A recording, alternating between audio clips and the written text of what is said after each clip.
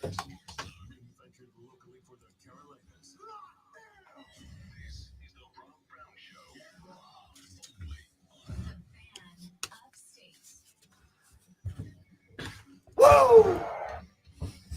Woo!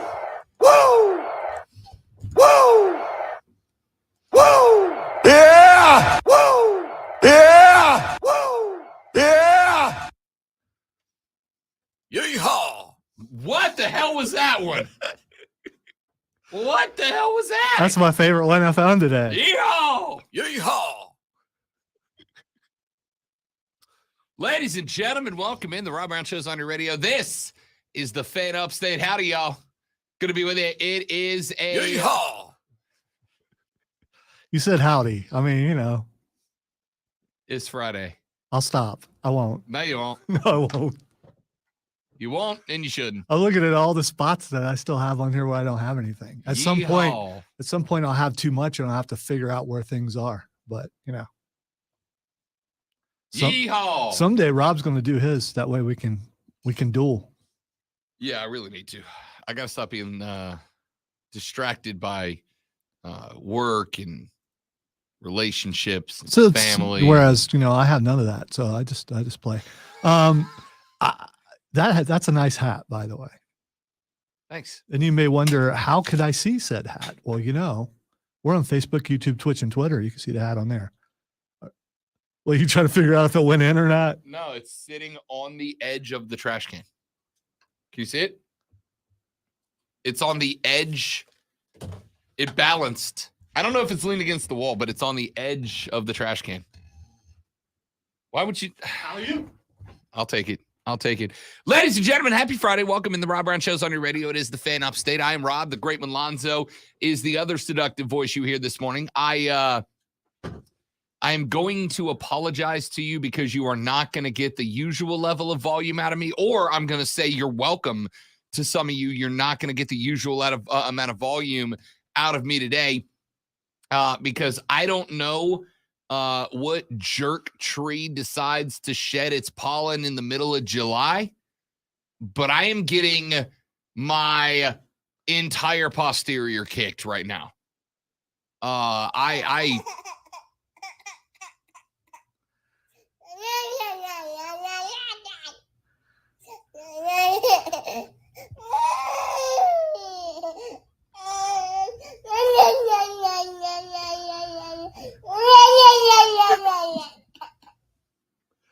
Okay, it's over now. All right, so I only added like 3 things today. I got to use all of them. I'm done. I put in work today. Yeah, I did. Just remember that one. All right. You know what? You could counter this. Just remember that You one. could counter this. You absolutely could counter this. You have the capability. Just at your fingertips. Just remember that one. I'm willing to take some shots here. You know, you're I'm willing to give and I'm willing to receive if that should happen someday. Your boy is over here fighting for his life today. Yeehaw! And what do I get from the great one? I'm waiting for. Hey, Lonzo, could you stop over today? I think the cuts are a little excessive. You may want to back off on that. Oh man, I can tell you that our cuts are better than that other show. Cuts are probably already I'm throwing that out there. I'm throwing it out there as a challenge to Diesel that he can't out cartwall me. Up your game, dog. Yeah, you can't out cartwall me. I'm struggling today. I've got the bag of cough drops, the bottle of Flonase nose stuff, the spritzer, the stuff. You know what I'm talking about? Like the bottle you could...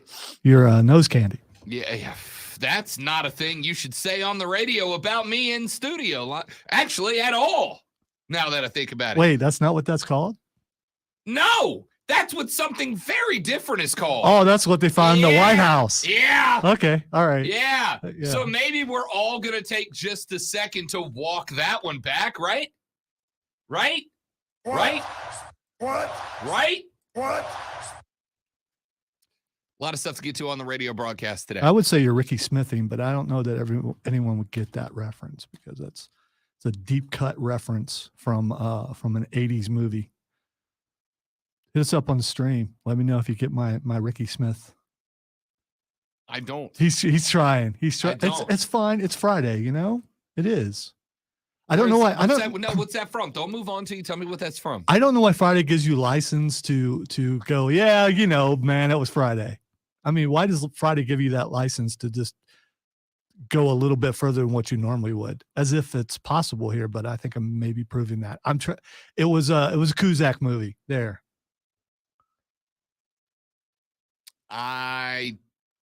Ricky, I'm sorry your mom blew up. No, wait. I don't know it. Okay. It's you want me to tell you? I was waiting for the stream to, you know, if Trey was there, he would know it. It's Better Off Dead. Gotcha. You've never seen Better Off Dead? I don't think I have. You should watch Better Off Dead. Who else is in that movie? Go that way Dan really Schneider's fast in that movie. And then turn.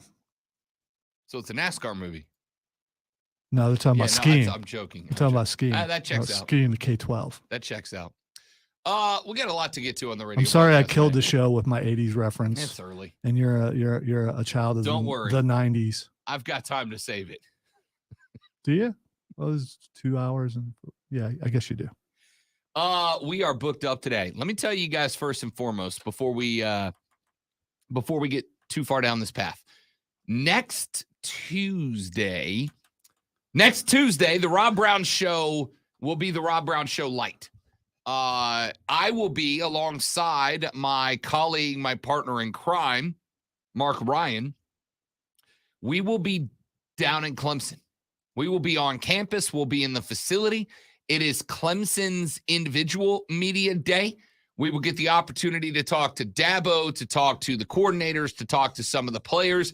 On Tuesday, we will be cutting some interviews. We will both bring you back sound from those interviews that will run through the rest of next week. But we do not have a fill-in host lined up that day. So what's going to happen is you guys are going to get, for the duration of those 3 hours, you are going to get the CBS national programming. However, the great one will be working his magic. I will be cutting sound from Clemson's Media Day. I will be packaging it. I will be sending it to the great one, and we'll be running some clips and updates and call-ins during the break. So I am also going to, pending the permissions that we receive from Clemson, hopefully going to be doing some live streaming from the event as well.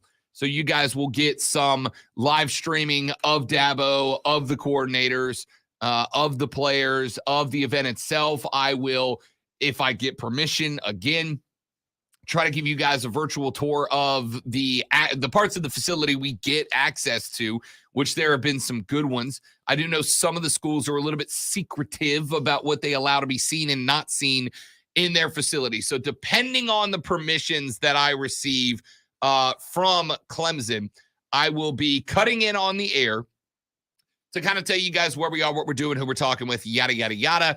And then I will also be going live on Facebook a couple of times just to give you guys as much backstage access as Mark and I get.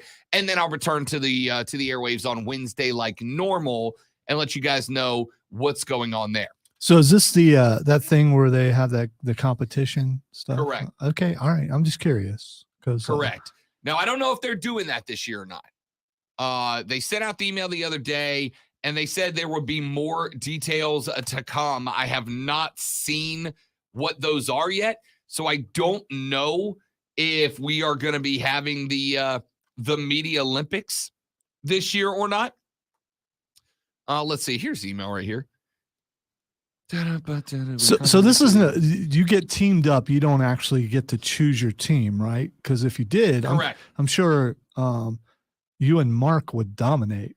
The year that we did play, the year that we were there, the year that we did do this, our team came in second place out of the, I think, 7 that were competing. Let me tell you what happened. One of the competitions that year was a 3-point shooting contest on their outside. They got an outside basketball court. It's an outdoor court, but it's got a big cover on it, big like canopy kind of thing over it. And we had a 3-point shooting contest. And Rob Brown went out, and I think we did 10 3-pointers apiece, and I think I hit 4 out of 10, which is not my best day unguarded, but 40% from threes is respectable for a fat guy. Did you get any warm-ups, or was it just no? Okay, so that's not bad for no warm-ups. Yeah, 4 out of 10 from deep. Most people went like 1 or 2 out of 10. I got 4, except for we lost. And we lost by 1 point overall, took the silver home that day. And the team that we lost to had on it Clemson women's basketball all-time 3-point shooting record holder, Miss Grammarly, who, by the way, is a stellar human being and a sweetheart of a person. She's phenomenal. She came over and dapped me up afterwards because she won, I think, 8 for 10. And they beat us by a point. I beat everybody except, I think, Brent Venables and Papa Shot. The only thing... Well, he's gone. You don't have to worry about him. The only thing, and this is ironic, Lonzo, or I should say coincidental, the only thing that I did not perform in was bowling. It was bowling. You had it. That's 3. Yeah. Struggling. It's hey, I don't even think you've had one. None. So way to go. You had a hat throwing day. I did. You either bowl well or you throw your hat. Well, there's no in between. And so here's what the setup was. It was 10 frames, but you threw 1 ball. You only threw 1. So if you stepped up and the guy ahead of you threw like a 7-10 split, it's yours. You got to pick that up. Yeah, I remember learning how to do that in bowling class in college, which was a lot of fun. You remember the theory on how to do it. No one can actually consistently do it. Well, come on, professional bowlers can do it. Watch them. They miss it way more than they get it. So, like, repeatedly, I'd go up there and somebody would leave me a 7-10 or like a 7-9. And it's like, what the hell, man? And then on top of that, standing next to the lane where you're bowling, Dabo boat talking you while you're doing it. So? It was incredible. So? Come on, man. You could have blamed that on Dabo. No, listen. Laying smackdown on you. Come on. When my team... Last I checked, you're Rob Brown. Dabo should not intimidate you. Is leaving me 1-9s and 7-10s. And then I'm like, I can't pick them up. It is what it is. So Mark's team and Mark and my team came in second by like 1 point. I smoked the cornhole boards. No problem. We won that. I smoked the Papa Shot. I'm going to try to convince them into putting ping pong because the one thing that Mark beat me at, he kicked my ass in ping pong. Mark Ryan is a world-class ping pong player. Yeah, but here's the thing. World-class. Mark's married now. You kind of slow down when you do that, and you lose some of the, the fire when it comes to that sort of thing. So maybe he's not as good anymore. I got to tell you, he could be 80% of what he was that day. He killed me that day. Why didn't you look at Dabo and then bowl a strike and say, take that, son? That's your type of... I never got a full rack. I was always going second. I was constantly going out there with splits trying to pick up spares. And it's like, I can't help you guys, man. Maybe, school the person who's bowling first and tell them how to do it right. If you see some of the media members that I was working with. That was my major question. All right. So if you see media pools anywhere, whether it be like the White House media pool or somewhere, world-class athletes. Yeah. Here. I'm just, as far as athletes go, did you and Mark look like pros compared to those guys? Oh yeah. Let me put it this way. Mark and I roll. There's bunch of dumpy white dudes with thick glasses. There's 3 groups of media members at an event like this. There's the athletes who just got into the media, right? Former players who were like, I'm beginning my journey into media. There's former athletes turned media. I think that's Mark and I to some degree. And then there's never done it in my life. Yeah, I was just sports editor for my school paper. I say that like I wasn't the sports editor for my school paper. I was. Go team smoke signals. So was there anybody there who went, nah, you know what? I don't think I got a thing, so I can't really, I'm sure that there were some people who just packed it up and left, right? They were I like, just saw Brian Cage in the hallway. Yeah, I got the flu. Yeah. I don't know how many bailed. What I know is when they went team up, I knew it was coming down because it was Grammarly and her partner, and I can't remember his name, but I think he was, in fact, I know he was a former Clemson player up against me and Mark. And I'm like, we are definitely the dogs in this. But if I have a stellar day, we got a shot. And I had a stellar day.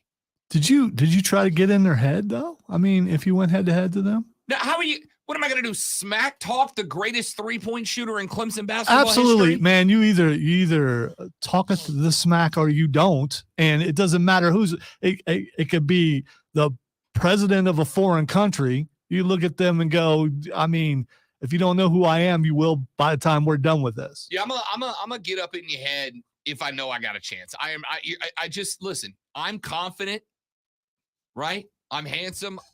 I'm sexy. I'm smart. I'm good at what I do. I'm not taking down a Power 5 ACC school's all-time leading 3-point shooter, men's or women's. It's just not happening. Now, when we got on the Papa Shot machine, everybody was catching the smoke. When we got in the golf simulator, everybody was catching the smoke. But not over there, and that's where she got us. They one-pointed us on a 3-point shooting contest, and they had the ringer. They had a ringer. I'm not mad at them. Is there a way that our crossover audience, because we have some people who listen all day, could motivate Mark to do better? Rob's back hurts still from carrying you that year. Yeah. I mean, step it up a little bit more, Mark. I mean, come on. Ladies and gentlemen, we got a lot to get to on the show today. A lot of things we need to talk about. We are going to be getting into the MLB because the next time we get together, the second half of the season will have begun. So what can we look for the Atlanta Braves? What does the first half of the season tell us about the second half of the season? And the Braves are lined up to do something that hasn't been done since 1898 in professional baseball. I am going to tell you what that is. We got to talk the Charlotte Hornets. Brandon Miller, number 2 overall draft pick, has been shut down from summer league ball. He is done for the summer. So we're going to take a look. That is exactly correct. We're going to take a look at the 4 games he played, the numbers he put up in those games, and ask the question, did the Buzz get it wrong? Was Scoot the guy all along? We're going to talk about that later on in the radio broadcast. Yesterday, when we talked about the Dan Snyder stuff, I said I don't know that there's much that would excite me more than seeing somebody with access to inside the NFL burn it down! Woo! Oh, that hurts. Can't do that today. Yeah! Turns out we might have somebody trying to burn it down. Yeah, I'm not getting that one. I'm not getting the burn it down thing. Don't worry. Because yeah, we'll see. I got one. We'll see. I'm challenging you. The problem is I can't do it because usually I'd run over there and edit it, but I got my computer in here and I can't do it during the show. Well, you could actually edit during the break. I guess I could. You could do that. Anyway, we got somebody who's trying to burn it down. We're gonna tell you who that is. It's so disingenuous. Oh, I love it. It's so great. Disingenuous. You're just mocking us. Yeehaw! At that point. Roy McIlroy made a hell of a statement yesterday about the PGA and the LIV Tour. We're going to get into that. And the U.S. soccer situation continues to develop with some comments from B.J. Callahan, the interim manager during the Gold Cup. We're going to get into that. We're going to get into all of it, ladies and gentlemen, and your input is welcome to encourage. Nate demanded at 864-448-3772, 864-448-3772. Text us 71307. Start your text with FAN, F-A-N, FAN, F-A-N. We'll read them on the air. And, of course, tweet us at The Rob Brown Show, at Lonzo on Word, at the Fan Upstate. We're taking a break. When we come back, what are the Braves doing that stands out so much? I'm going to tell you right here on the Rob Brown Show and the Fan Upstate. So the yeehaw came from Alpha. So I mean, I was looking up to see if I could find a woo that was not Ric Flair, but you know, I had to go with Ric Flair. Yeah, but then yeehaws showed up in there. I'm like, what is this? Oh, there are a bunch of them. The other ones are worse.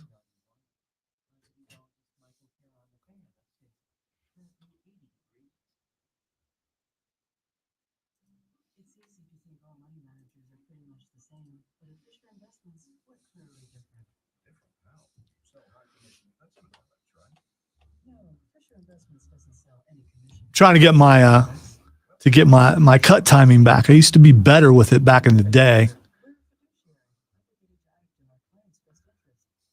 No, I could look for that though, Luke. I really like this yeehaw. I really do, because I don't know that it's necessarily sarcastic, but I'm using it that way. Really happy with my baby cry though. It's a good baby cry. And how our library works, you can tell when you've used something before, and I've used that before. See, but that's too celebratory. It was the one with Mama Say, Mama Sa, Mamaku. Yeah. Now I'm trying to figure out what song that was.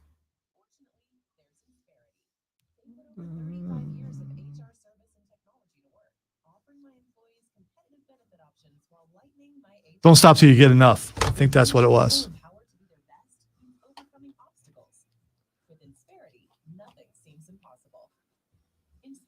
See, now I want to try to find it.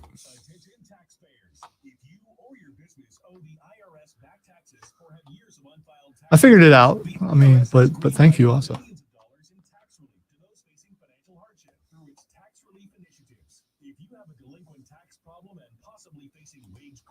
Liens, levies, audits, or already in a payment plan, you may now qualify for significant relief. Qualifying and enrolling in this program could stop all collections, settle your tax problem, and may even reduce what you owe by up to 99%. Call the hotline at Tax Help USA to see if you qualify and receive your free tax assessment by dialing 800-210-1005. If you or your business, wow, how do we not have that? You can now get the help that you need during these hard economic times. That is free tax assessment to see what you qualify for by dialing. Okay. Don't stop believing. Don't stop. Think about tomorrow. There it is. They just spelled it wrong. Okay.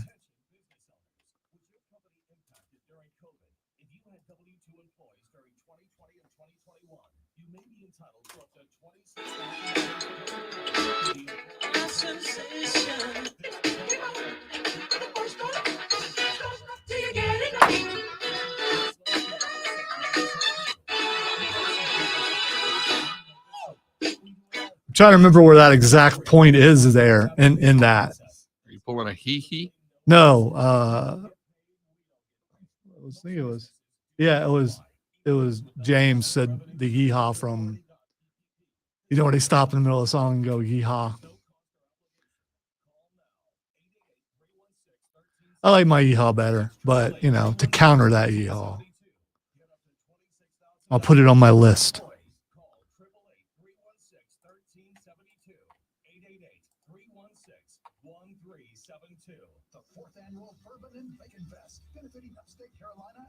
Well, daggum, you need to look at your email. Speaking of yeehaw. Yeah, I'm right though. That is country, right? Yeah. Okay, because I don't recognize the but name. It's New So. Age Bro Country, and I'm not a fan of either.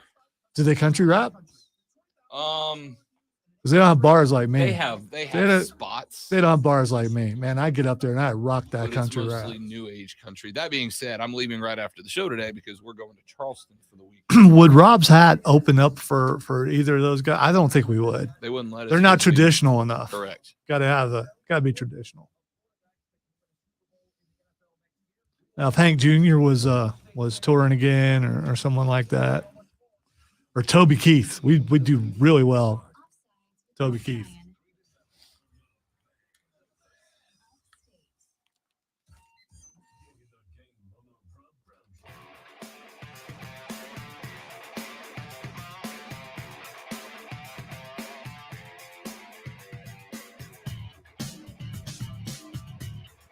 The Rob Brown Show back on your radio. It is the Fan Upstate, ladies and gentlemen. Welcome in. Great to have you. Rob and Lonzo with you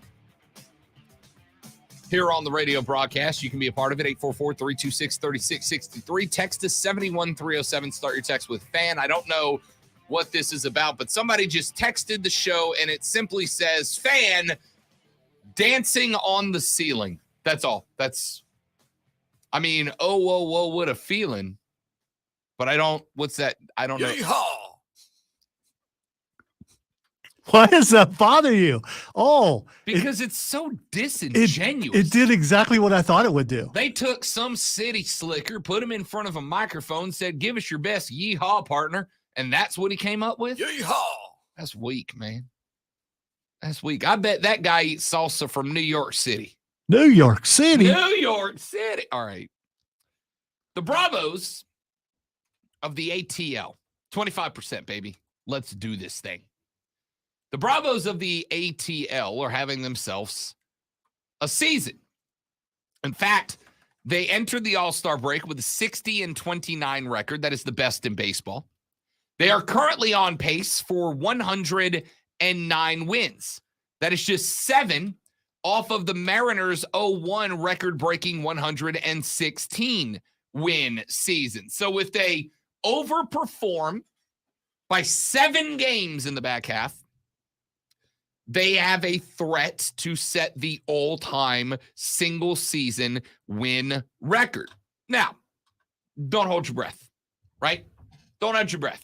It has been 22 years since that mark has been set, and nobody's done it. And think about some of the teams that have come and gone during that stretch. But it's some other numbers that is pretty impressive here. We'll start with this. The Braves reached the 60-win mark in just 88 games. That ties the record for the fastest to 60 wins in the history of Atlanta. And the Braves most certainly have a history that is enviable for a lot of other ball clubs. The last time that the Braves reached 60 and 88, you got to go all the way back, Lonzo, to 1893, when the team was based in Boston, Massachusetts, and were called the Boston Bean Eaters. Why'd they change the name? Because they left Boston, I assume. You can't be a bean eater in Atlanta? You can, but like Boston baked beans that's what they're known for. Okay, that makes sense. That's some bean soup, man. Bean soup's underrated. It's Way underrated. It's great when you eat it. Oh, yeah. The results afterwards can be painful, though. For you or the people next to you? For everyone. Yeah, fair enough. The Bean Eaters accomplished that mark twice, in 1893 and 1884. The Bean Eaters of the 1800s also show up in another record that the Braves are looking at. Going into the second half, the Braves rank in the top 3 in all of MLB in win percentage, home runs, and run differential. If they end up leading in all of those categories, it'll be the first time the franchise has done so since the 1897 Boston Bean Eaters. Now, just to give you a quick little glimpse on the difference between baseball in 1897 and 2023, that team led Major League Baseball in home runs with 45. The whole team, 45. The Braves, at this point, are one of the most dominant teams from the dish in the history of Major League Baseball. They have hit 169 dingers. That is the most in MLB history at the All-Star break, beating the 2019 Minnesota Twins by 3. That Twins squad finished the season with 307. That is currently an MLB record.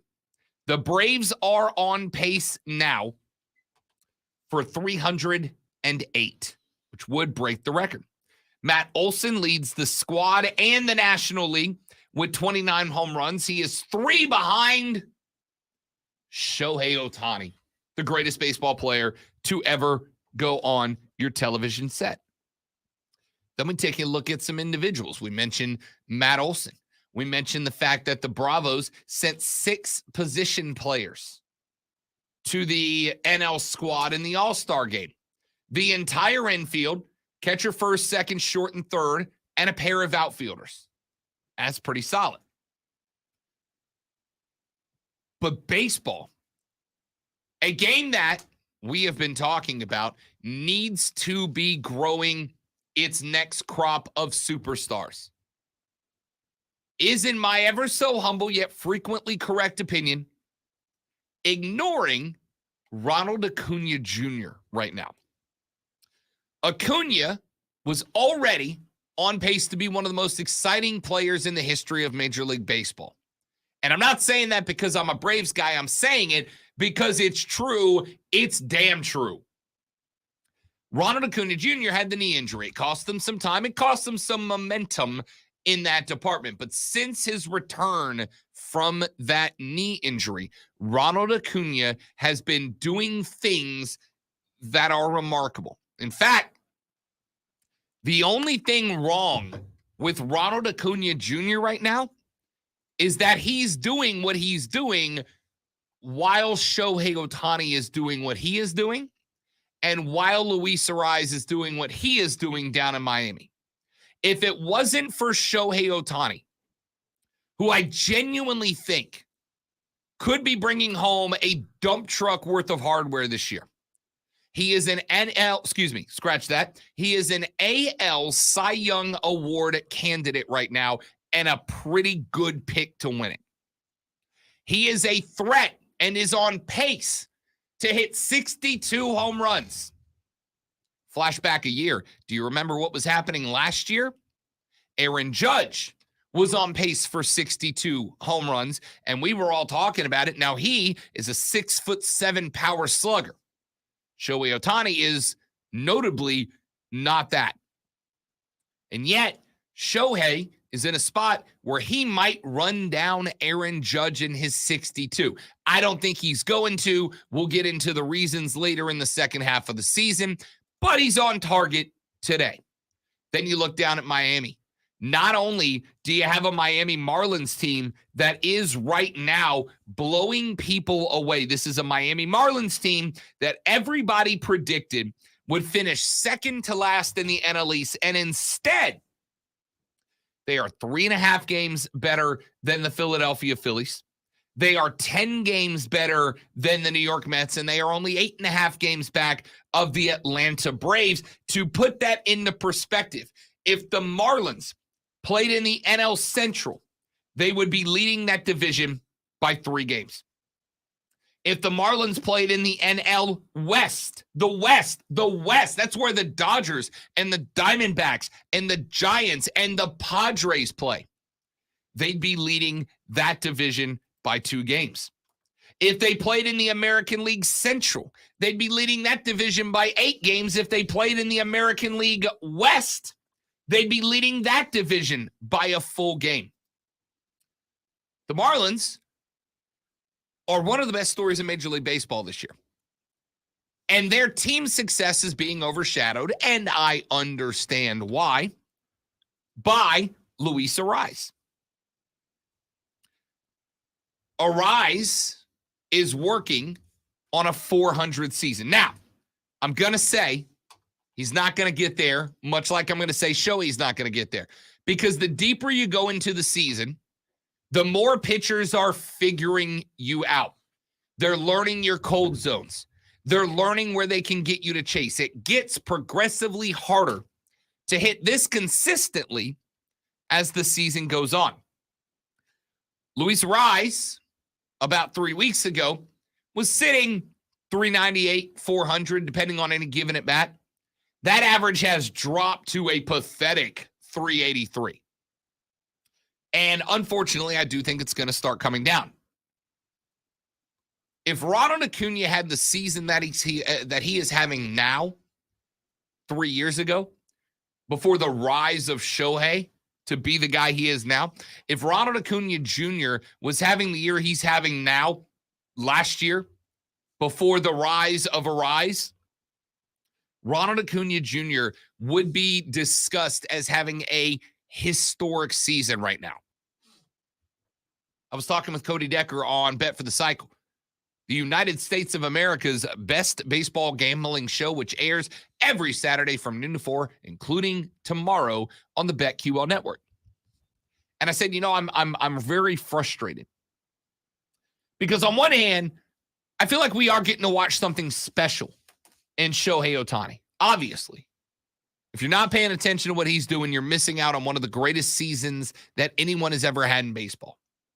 But the frustration for me comes from the fact that when Cody and I, in 25 years, are sitting down as two grumpy old men to whine about the kids these days in baseball, an inevitability, ladies and gentlemen, when we sit down to have this conversation in 25, 30 years, Cody Decker and I will be going, we got really lucky because we got to see the 2023 season of Shohei Ohtani.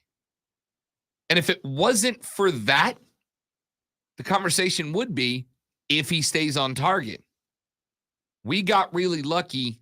We got to see the 2023 season of Ronald Acuna Jr. He is third on the team with 21 home runs.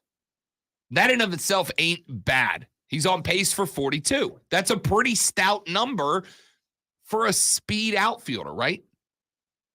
But he's also second in the league in stolen bases with 41. He has been caught only 7 times.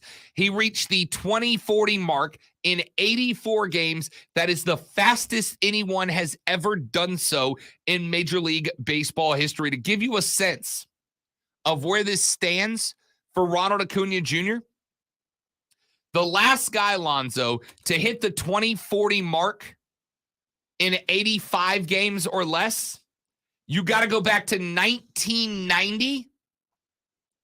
Ricky Henderson. I heard of him. Yeah, you did. That's a guy, even if you don't follow baseball, you know exactly who the hell Ricky Henderson is. That was a household name. By the way, it took Ricky 90 games to get where Ronnie has made it in 84. And I would argue Ronnie's done it in an MLB that is harder to do it in than 1990. As Cody loves to point out, in 1990, you'd be lucky if you had a guy who threw 100 miles an hour on your team, right? In 1990, like 1 out of every 3 teams had a guy who could touch 100. Now every team's got 2 or 3 of them. It's a harder game to steal bases in. It's a harder game to do anything in than it's ever been before. And Ronnie's season is outperforming Ricky's 1990 season. That's incredible. Acuna has already put up a 30-30 season. He did it in 2019. If he does it again, he will join Ron Gant as the only Braves player with multiple 30-30 campaigns. And Ronnie has a better than good shot at hitting a 40-40 season, which has not happened in MLB since 2006 when Alfonso Soriano did it. It's incredible. Now, the Braves are winning games because they're out slugging their opponents. The Braves are mashing. But here's a fun stat because I hear everybody, and rightfully so, I hear everybody talking about the Braves offense, and you should be. It's good. Matt Olson is second in the league, first in the NL in home runs. Ronald Acuna is a 40-40 threat. Albies and Riley, Murphy, these Arcia, these cats filled up the infield full of Braves for the All-Star game. The offense is remarkably good. It is. Not a question.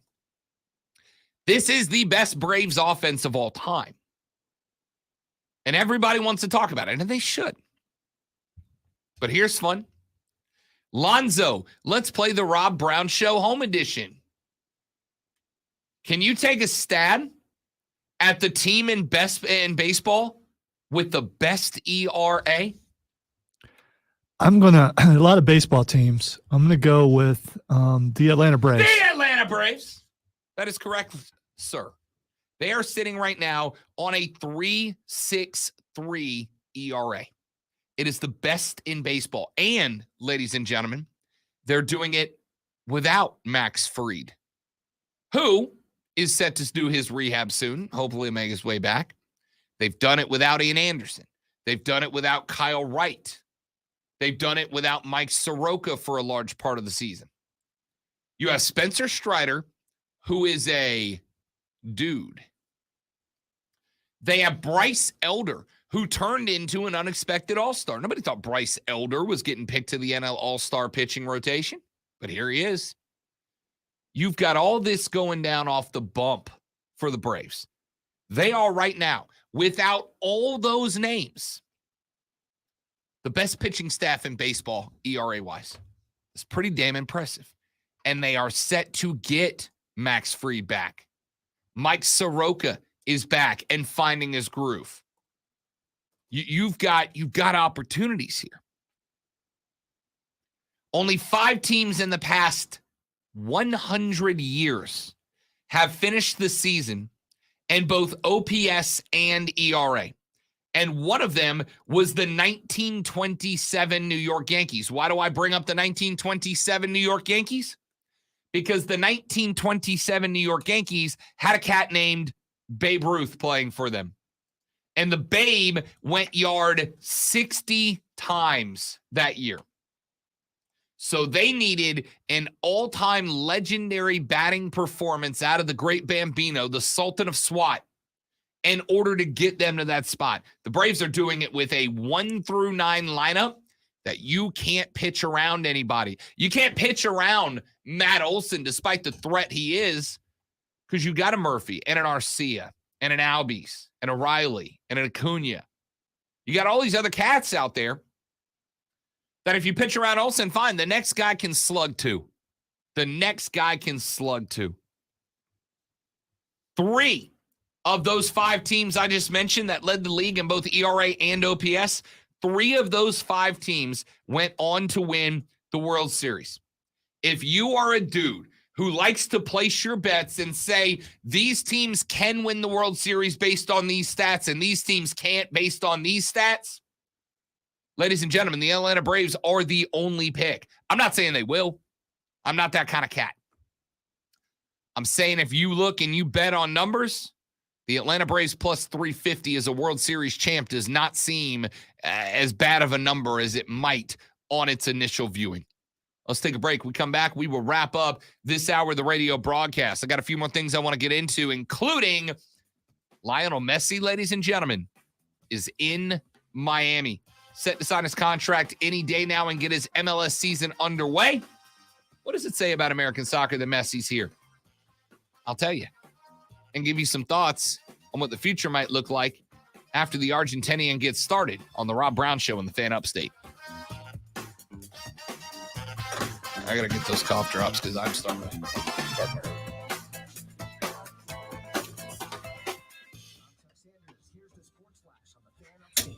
Major League Baseball tonight, the second half of the schedule kicks off. The NL East leading Braves are home against the White Sox. In the NL Central, the Reds and Brewers square off. Milwaukee keeps the game behind the division leading Reds. The Dodgers lead the NL West by percentage points over the Diamondbacks. Arizona visits Toronto while the Dodgers are in New York to face the Mets. The American League East leading Rays are on the road to Kansas City. The Guardians lead the American League Central by a half game over the Twins. Minnesota's at Oakland while the Guardians visit the Rangers. Texas leads the American League West by 2 games over the Astros. Houston's on the road visiting the Angels.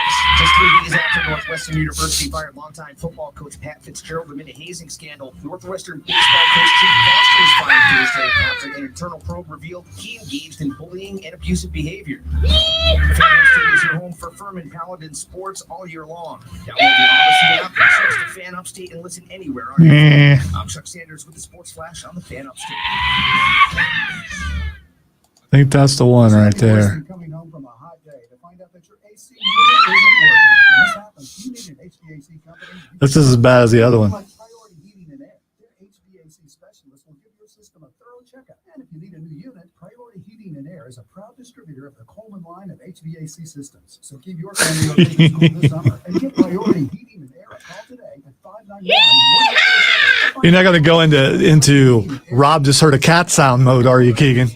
You don't want to do that. I don't want to go to bed at night dreading waking up in the morning knowing that I'm going to feel like a rusty lawn chair, getting out of bed and getting opened up and not being able to really move for a couple hours really throughout the day. For former college and pro football player Bobby Carpenter and those dealing with daily aches and pains, QC Kinetics regenerative pain treatments are a game changer. I think I'm going to go with that one. Go into a specific joint, a specific region, and then help promote that healing process using your own body's mechanisms to heal. I mean, that's been something that's pretty powerful. There's no surgery, there's no downtime. Don't tell him no. He doesn't need to know. Store itself. No more. Hey, you guys got to witness me going through different cuts and deciding which ones I liked. Of what? I'm not telling you. Cowboy hats.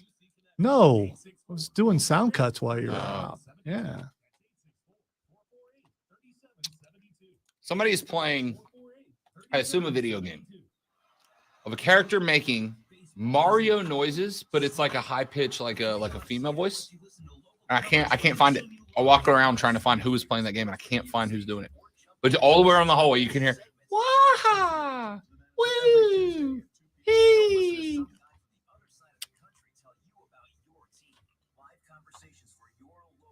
Skrilla, welcome in, my guy. You sure that wasn't me? Oh, damn it.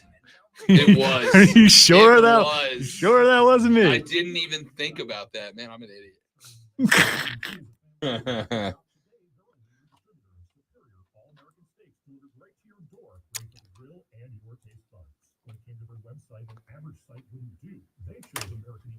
To take their website to the next level. With a dramatic increase in competition and a softening market demand, they have 2 challenges. He looked everywhere for it, I really did. and it was I didn't even me. put 2 and 2 together. It That was would have been me. you. Well, the thing that I was looking for had treble on it, so I mean, I'm just warning you ahead of time. It's got some treble. You don't like treble. Treble really bothers Rob when you hear it. It just because he doesn't like Clemson. So every time you play the Clemson roar, it just really bothers him. The Clemson roar. That's the Clemson roar, dude. Everyone in the great state of South Carolina knows that means Clemson.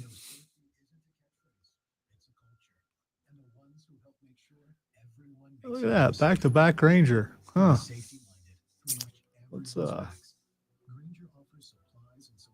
no, that will cause a chapter to start. Nah, I won't do it. It's not my fault. And they may want it that way, so I just won't do it. At Grainger, we're for the ones who pay attention to every little detail. The ones who fuss, tinker, and sweat the small stuff. The tiniest thing can make the biggest difference when it comes to keeping business moving. We get it. We're the same way. Offering access to product experts. That was pretty good, Luke. That's an incredible line, is what that is. I really appreciate that.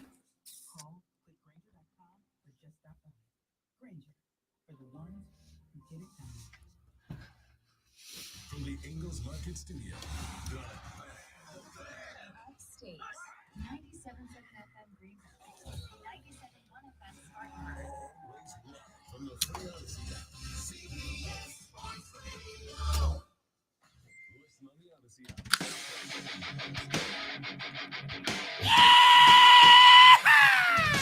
Yeehaw!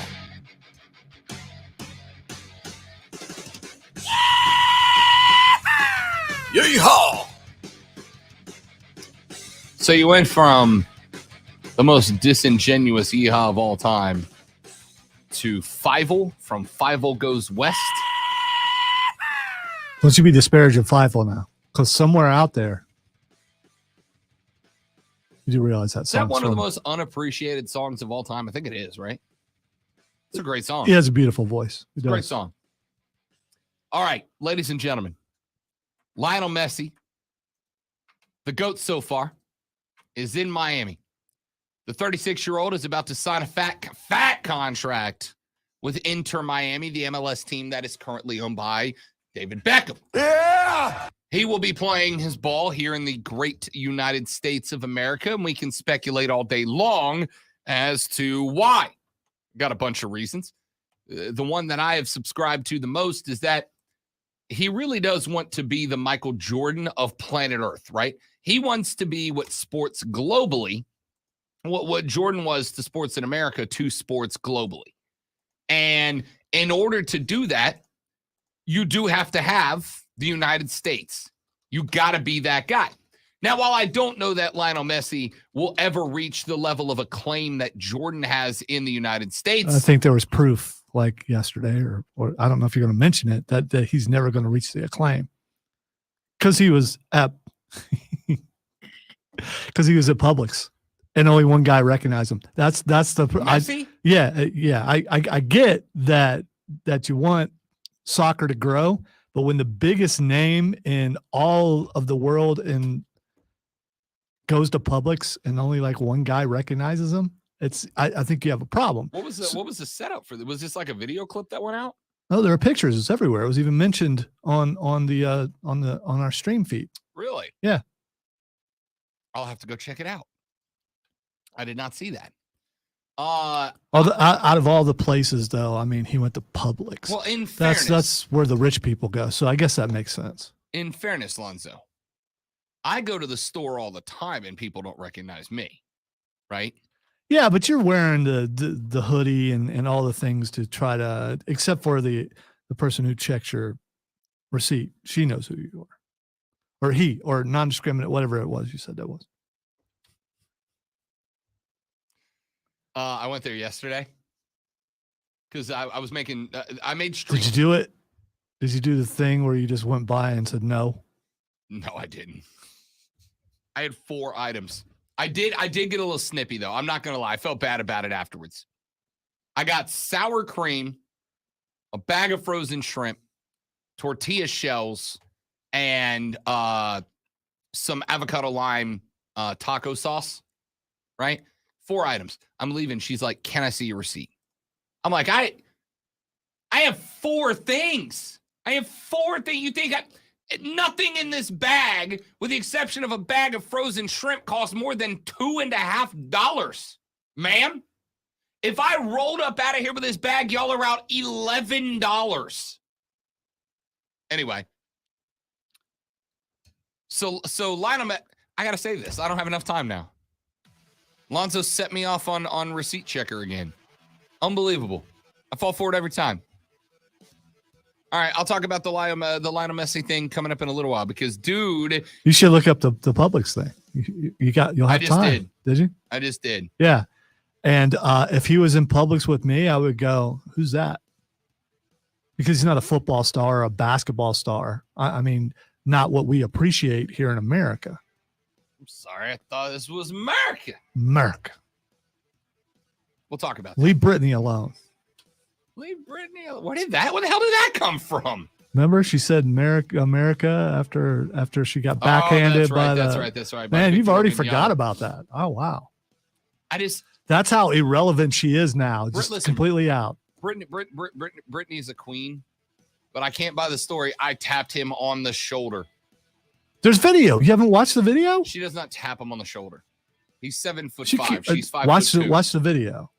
Texture says Rob is definitely the guy who blows by the receipt checker, then feels bad, turns around, and goes back. Hashtag LiberRob. Back after this on the Rob Brown Show on the Fan Upstate.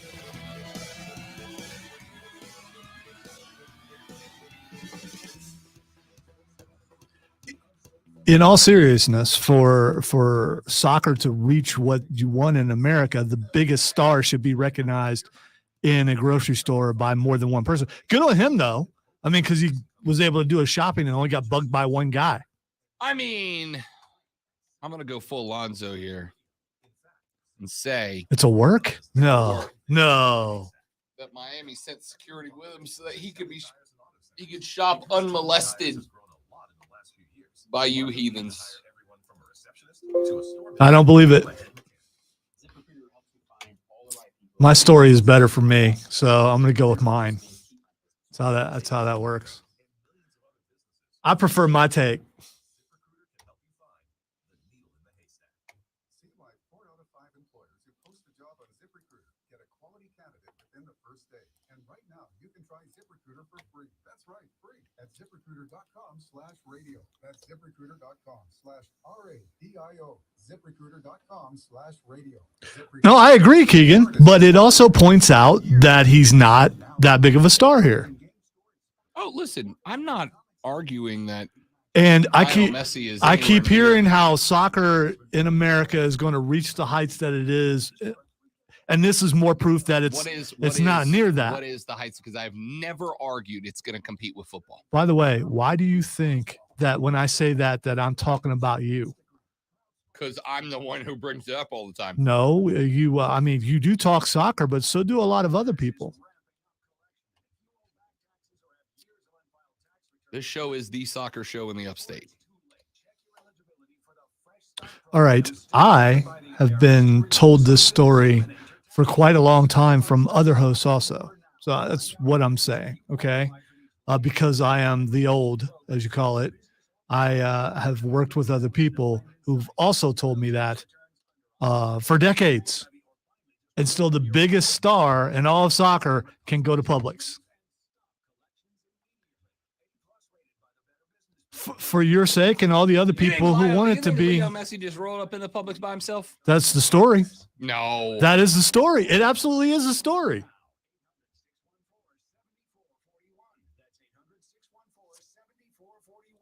Find out if you qualify today. Call 800-614-7441 or go to republictaxrelief.com. Join us at Odyssey as we all do our You're right, Kevin. There's a reason why he's checked every time.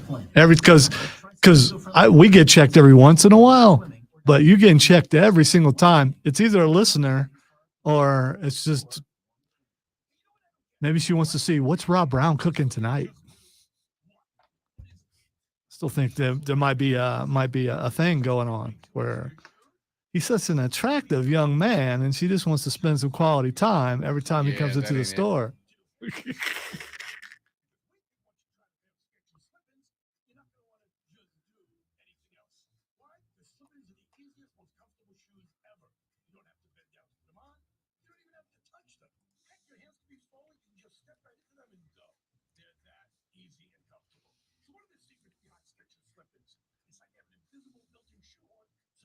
Really, Keegan? That's what you're going with?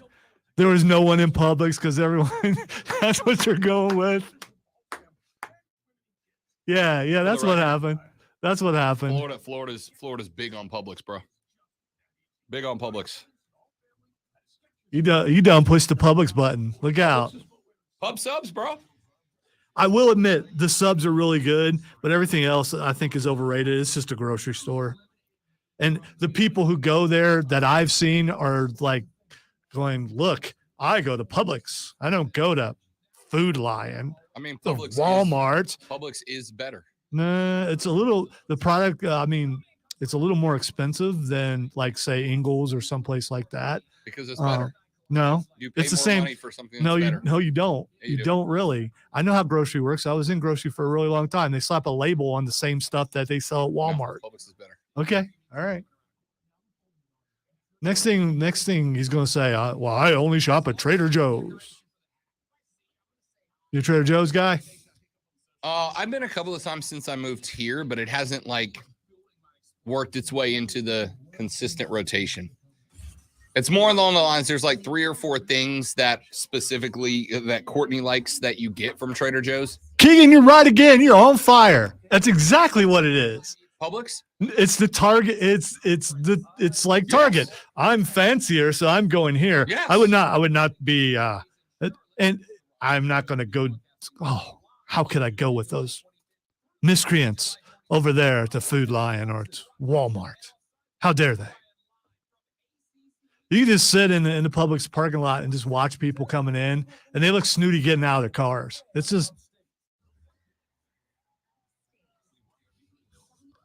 I'm so glad I'm just a normal person like most of you. And if I were to make more money, it wouldn't change me. I wouldn't start going to Publix. Gable's in the first break, by the way. Why are you so offended about Publix, man? It's just a grocery store.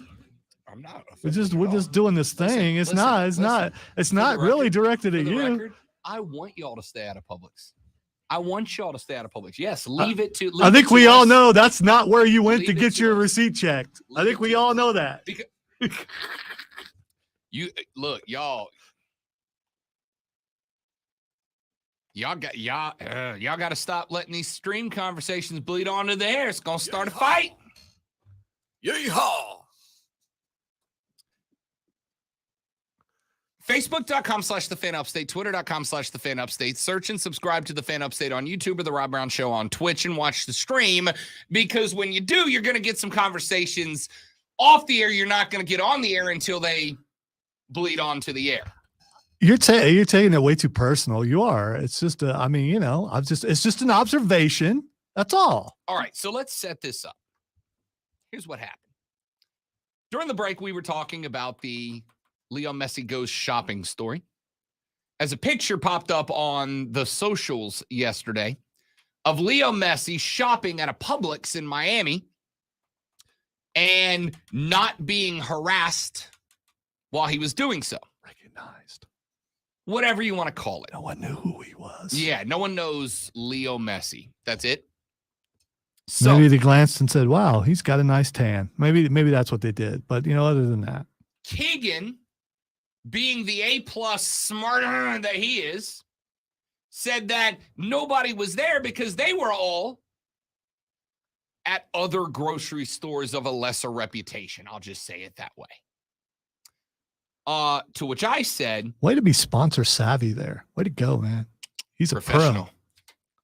To which I said, Even though we just did it all on the stream, which is, worldwide, but to which I said, Florida is actually Publix Central. Like a solid 20% of the identity of any given Floridian is Publix. It's part of our personality, right? Like, if I say Kansas City, Lonzo, you think Chiefs and barbecue. no, I just think Chiefs. Okay. Everybody else thinks Chiefs and barbecue. It's part of the identity. Maybe I Of think Kansas Cityans. of Kansas City. Kansas City, here I come. Maybe I think of that. That's Maybe I think of fine. the song. But most everybody else thinks barbecue. I don't know who sang that song, but anyway. So, Publix to Floridians is just kind of part of your identity. And Lonzo he didn't ask why, but he roundabout asked why. And I said, because Publix is the best of the grocery stores. Lonzo said, no, it's not. It's just another grocery store. I said, no, it's the best of the grocery stores. And then Lonzo hit it with Publix is the Target of grocery stores. No, give the credit to Keegan. Keegan said that. I just said Keegan No, said. you said Lonzo said. Oh, It's Keegan said. We don't need to go back that way so I can prove that. No, I got it right here. It's all right. I put it up on the No. screen. I mean, you do. Anyway, Keegan and I look alike, so I get that. It's the hair.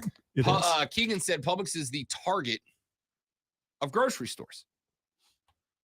To which my response was, yeah. Yes, it is. That's why it is the grocery store. If I'm going specifically for groceries, if I have a list, right? If I have a list, I need this, and this. 95% of the time, you'll find me in the Publix. Number one, you're not dealing with the same clientele as you are at other shops.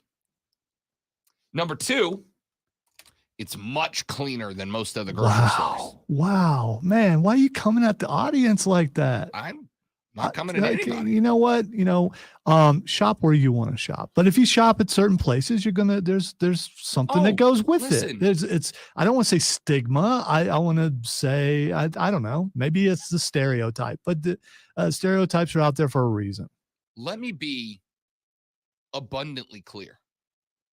If all of you decide that you all want to shop somewhere that's not Publix, you have my endorsement. Please do that. Please feel free to shop anywhere that's not Publix. Now, that's not me saying I'm saying I want the Publix to stay the same. This is the one place that I'm like, change is bad. Leave my Publix alone. Pub subs. Wow, you sound like a true South Carolinian. Sure do. Go home, Yankee. Yankee, go home. I ain't have to go home. Just get the hell up out of my Publix. Yeah, okay. All right. Pub subs are goat tier sandwiches. The Havana Bold at Publix is my favorite sub sandwich in America. All right. Have you been to all the sub places in America? I mean, I haven't been to one that's changed my mind about the Havana Bold. okay. And the chicken tender sub is never a bad decision. Never a bad decision. Publix is the A+ grocery store. Everything else is fighting upwards. That's just a fact. See, you're like burying the lead, sort of. And the fact is that, yes, a famous soccer player was in Publix and he wasn't recognized. That's really the lead here, is that soccer is not gotten, or if I could use proper English, I would, but I can't.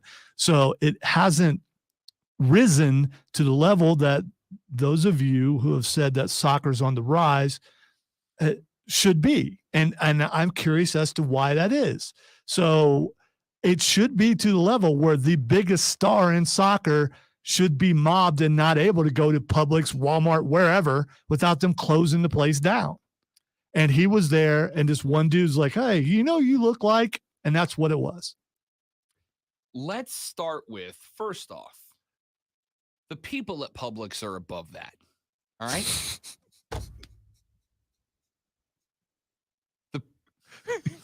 He can't even finish. The people at Publix are above that. If I'm at the Publix and I see Michael Jordan walk by, my response is, Michael's grocery shopping. It's wonderful to see him. I hope he has a very pleasant rest of his day. It's not happening anywhere else. Messi got off the plane to thousands of soccer fans just from a distance hoping to see him, just to see him.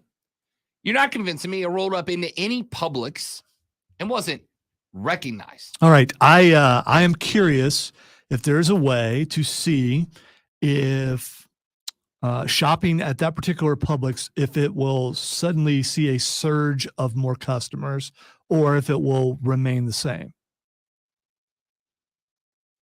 I mean, again, I don't want the riffraff in the Publix. All right. The Publix is for me and Messi. Steven says Neymar is definitely a Piggly Wiggly guy. Listen, I'm not above a Piggly Wiggly. Piggly Wiggly has got it going down. Piggly Wiggly is just the It's your small community Publix. It's your down home grocery Yeah. store. It is. Piggly Wiggly is a great store. Piggly Wiggly is the place you walk in and people know you, Yeah. and they'll say, "Hey, how you doing?" And I all don't that kind say of this stuff. to be mean because I came from a town with 2 Piggly Wigglies. The Piggly Wiggly is what you have when you're not big enough for a Publix. All right. Wow. I'm not. Oh, I just told you I came from a place that I shopped at 2 different Piggly Wigglies. snobby. It's not snobby. It's a fact, man. I grew up going to. I didn't go to it when the parents needed groceries. The Piggly Wiggly was right around the corner, and it was great. And the people at the Piggly Wiggly, and Publix does this too, by the way. The people at the Piggly Wiggly, every time you go in there, they give the kids a free cookie just for coming on by. And Publix has kept that tradition alive. You know why? Because they are good people. They're good people at the Publix. Which means people at other stores they're not good people. So if you want good people, you come to Publix. I'm just saying, no other store I've been to hands out free cookies to the kids. All right? And no other store I've been to puts down a pub sub quality sandwich. Every other store I've gone to is like, hey, would you like this generic chain store on stale bread? No, I want a pub sub. I would drive the extra 5 minutes from my house and 5 minutes back to knock down the pub sub, man. All right, Josh, I'm a big fan of the IGA. Worked there and worked at Kroger's. My uncle owned an IGA. King said, could y'all not combine the two Piggly Wigglies and make a Publix? No, because our town was small but spread out. Nobody lived within 2 minutes of each other. I lived on the golf course. 1%. Everybody else lived over on the other side by the Air Force Base. So you had Piggly Wiggly on one side and a Piggly Wiggly on the other side. Now we do have on the other side of the railroad tracks. You know how I was on the other side of base. We had a base. Okay, all right. And I would like to point out that around 94, the two Piggly Wigglies disappeared and they became an Albertsons. By the way, famously Garnet, I don't think that's how you spell Kroger. I think that's Chad Kroger.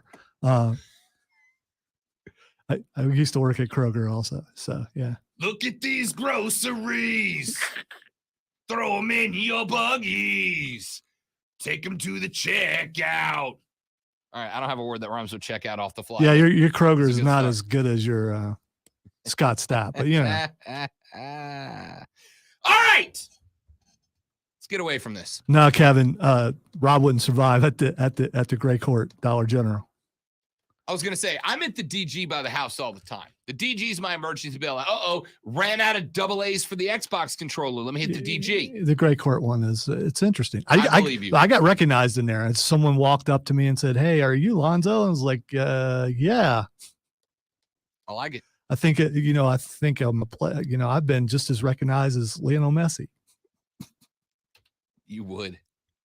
I get recognized where the real people are, at the DG. Listen, I don't know what the story is behind Leo Messi rolling up into the Publix and nobody asking for a picture. First off, we don't know if it's true because all we have is a still picture of him standing there. Also, you're saying someone made that up? It's everywhere. On the internet? People wouldn't do that. Man. Gasp. I'm going to have to reevaluate everything Shock. that I think is real now. Famously, Garnet says Kai Kroger is our punter at USC, so it auto-corrected to that. I think that's I feel like you made it to fan yeah. when your phone starts auto-correcting basic words to the names of your players, right? You've made it. He's a really good punter, too.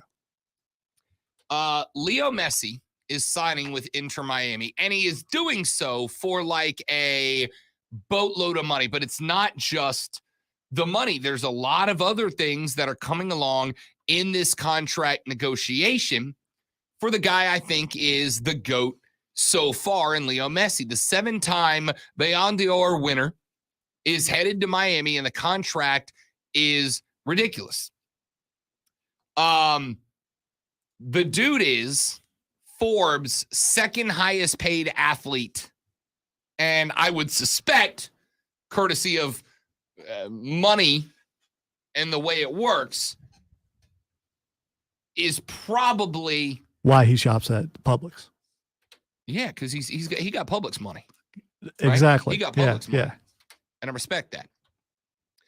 Texture said Lowe's Foods lets you drink beer while you get your groceries. Just saying. Where is Lowe's Foods?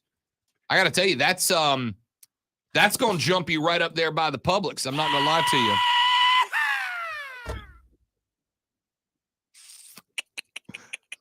So there's that. Excuse me. You tell me where the pickled pig's feet are. Oh, I can't believe y'all eat pickled pig's Yeehaw! feet. Why is that a thing? All right, let me finish it. I got to finish this messy thing. Excuse me. Tell me where the mashed taters are.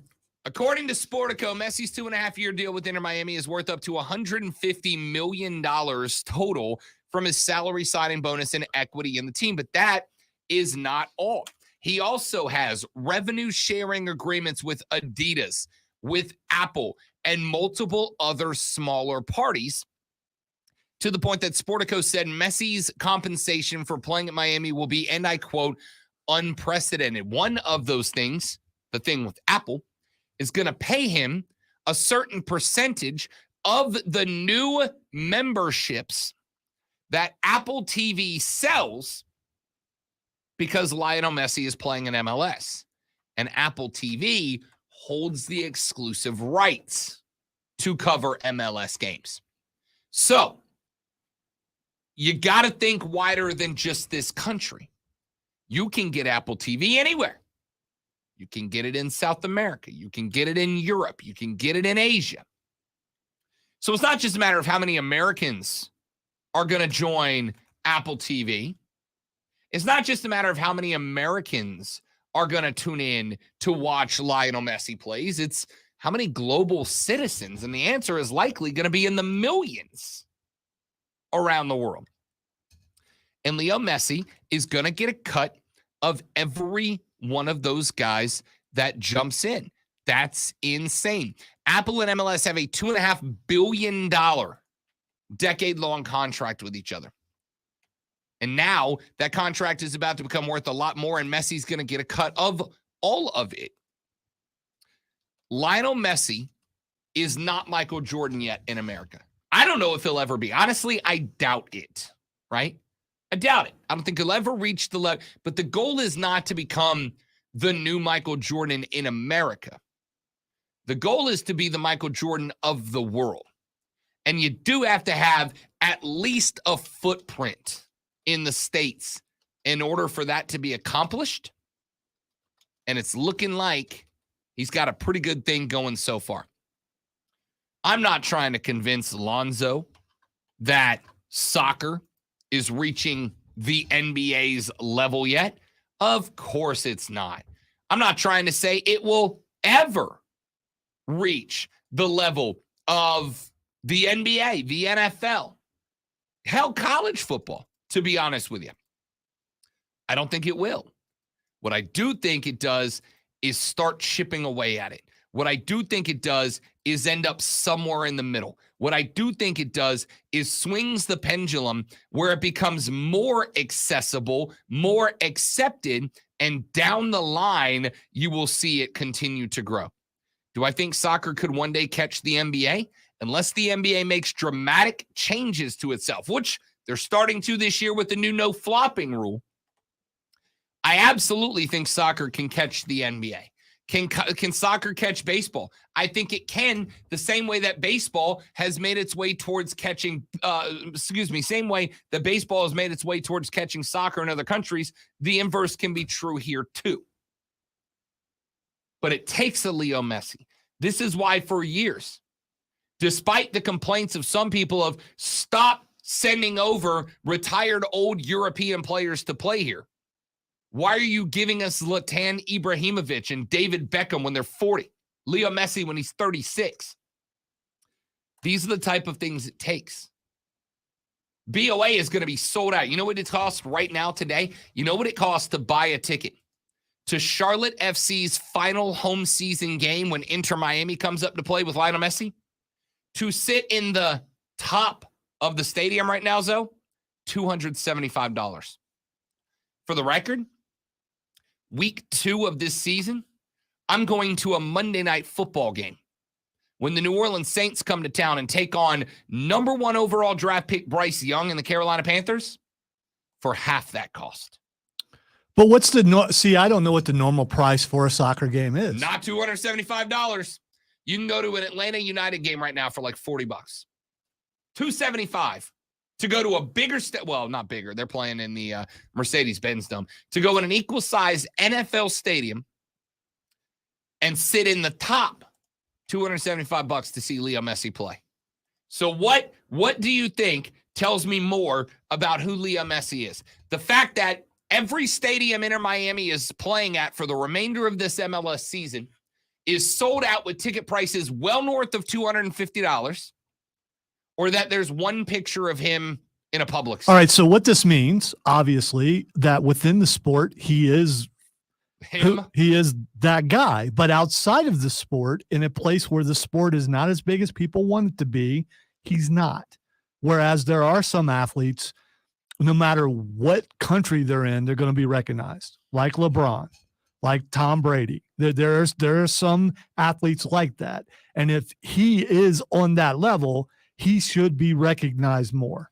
I'm saying two things. Within the sport. If he causes prices to spike and people can't wait to go see him, great. That's awesome within the sport. But you said he wants to be like Michael Jordan. So- to do that, he's got to be recognized outside of the fans of the sport. Last year, when I was at ACC Media Days, Chelsea came down with Christian Pulisic to play Charlotte FC in BOA, and I got tickets. I went to that game.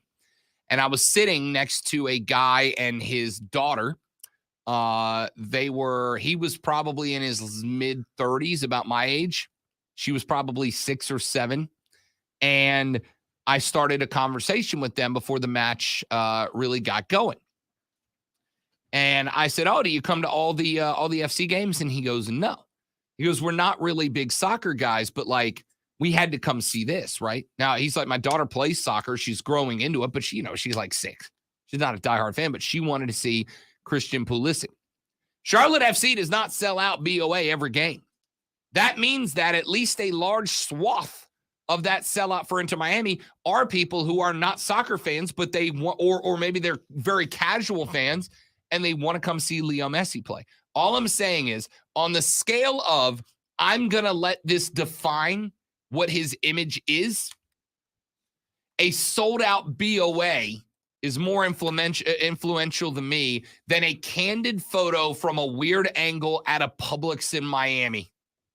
One of those tells me more about Messi than the other. Let's take a break. When we come back, got a few more things I want to get into.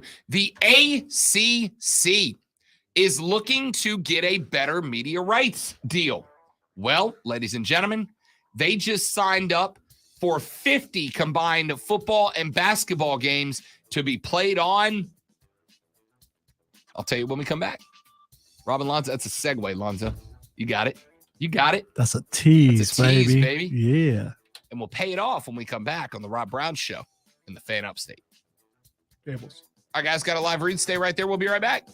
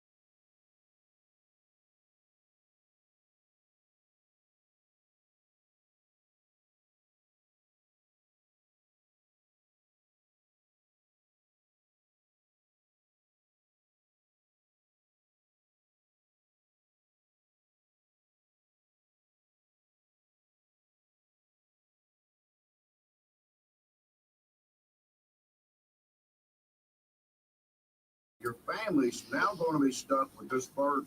Stop the insanity today. Come off us now. If we take you as a client, I guarantee we'll cancel. I just heard Stone Man yell down to somebody.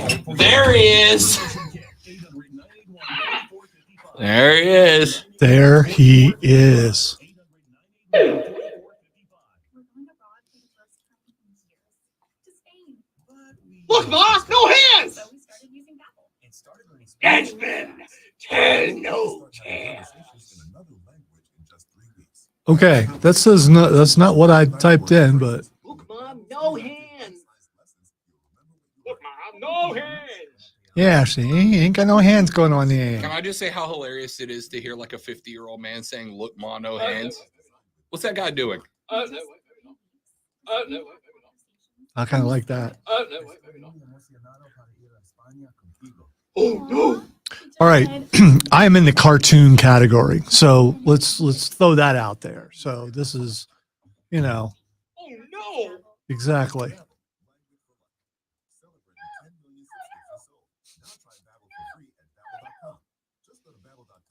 Look, Mom, no hands. Hey, over here. No. That's what I was looking for. That's it. I like that. No. I do like it though. No. But see, I want. No. Oh, no. We suck again. Oh no, we suck it. We should just pull that clip. Look, Mom, no hands. I can't record from my computer, so I mean, if I do it, I have to do it in here. Not complaining or anything, you know.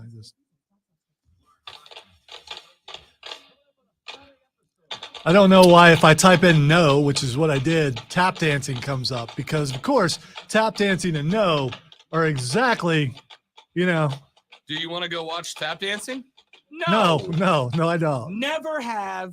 Never will. Then there's small squad tap dancing. Why? Oh, no. That one sounded weird. That's oh no, I gotta get to the bathroom type thing. It's like, oh no.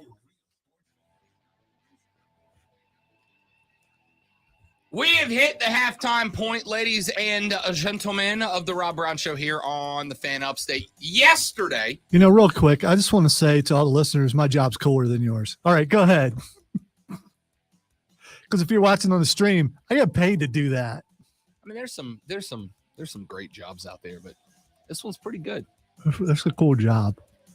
Yesterday on the show, we told you about the blackmail PowerPoint that Dan Snyder has allegedly put together. Multiple NFL insiders. A say they have been told. PowerPoint for blackmail, not a blackmail power. You hesitated there. It's just It's blackmail. Snyder, Yeah. like, this is Idris Elba. This is Michael B. Jordan. A PowerPoint on which, because of course he used a PowerPoint. So should he have used Google Docs or something? I mean, are you criticizing him because he used PowerPoint? I'm just saying sometimes it's time to let stuff go. The commanders probably had a deal with, Microsoft. Sometimes it's time to let stuff go. I don't even think Microsoft uses PowerPoint for presentations anymore. So we found out that Dan Snyder allegedly, reportedly, has a PowerPoint presentation constructed containing blackmail on other high-ranking National Football League administrators. And I said, somebody go find it. Somebody go find it, right? Somebody go find that thumb drive of Dan Snyder's, get it all out there, and let's see what happens. Let's just get weird. Burn it down. Because the movie is going to be great when it inevitably drops. Who plays Dan Snyder in that, though? Zach Galifianakis. That would make him likable, though. You don't want him likable. Fair enough. More than fair enough. We might potentially, possibly, maybe end up getting that. We found out about the PowerPoint of blackmail on other NFL administrators, coaches, owners, et cetera, et cetera. And we found out that there is definitely some ill will between them. When the stuff with John Gruden that got him fired from, at the time, the Oakland Raiders dropped, Mark Davis allegedly said, bleep the NFL and bleep Dan Snyder, which leads me to believe Dano probably told Mark, I got something on you too, broski. So what do we want to do here? Maybe they're going to disclose where he gets his haircut. We already know. He does it himself in the back of that creepy don't talk to strangers van that he drives around. He gets work done in there, I'm sure. That van has everything except free candy written on the side of it. He's weird, man. So anyway, John Gruden is reportedly very interested in a little revenge on the National Football League, on those who forced him out of his job, etc. And what makes this interesting is that according to Charles Robinson, a guy that I think is respectable enough in the NFL reporting circles. Not Little Nate. I got a disclaimer there. Disclaimer. NFL reporter Charles Robinson said a league source with personal ties to John Gruden, Roger Goodell, and former Washington exec Bruce Allen said, and I quote, John's going to take this all the way. It's as personal as it gets, end quote. Now, this is interesting because Chucky has got a lawsuit right now in Nevada courts against the NFL. And the thought is, Chuck don't bring that lawsuit unless Chuck's got some more stuff ready to go, right? Well, that lawsuit is currently on pause in Nevada.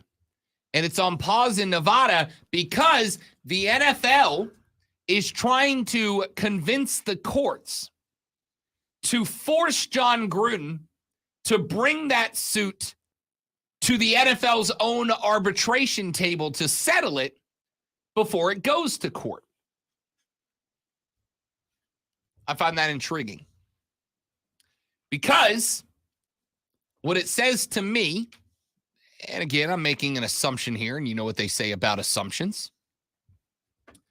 What that says to me on an assumption is that the NFL would love to pay Chucky to go away so that whatever he's got on the table never sees the light of day.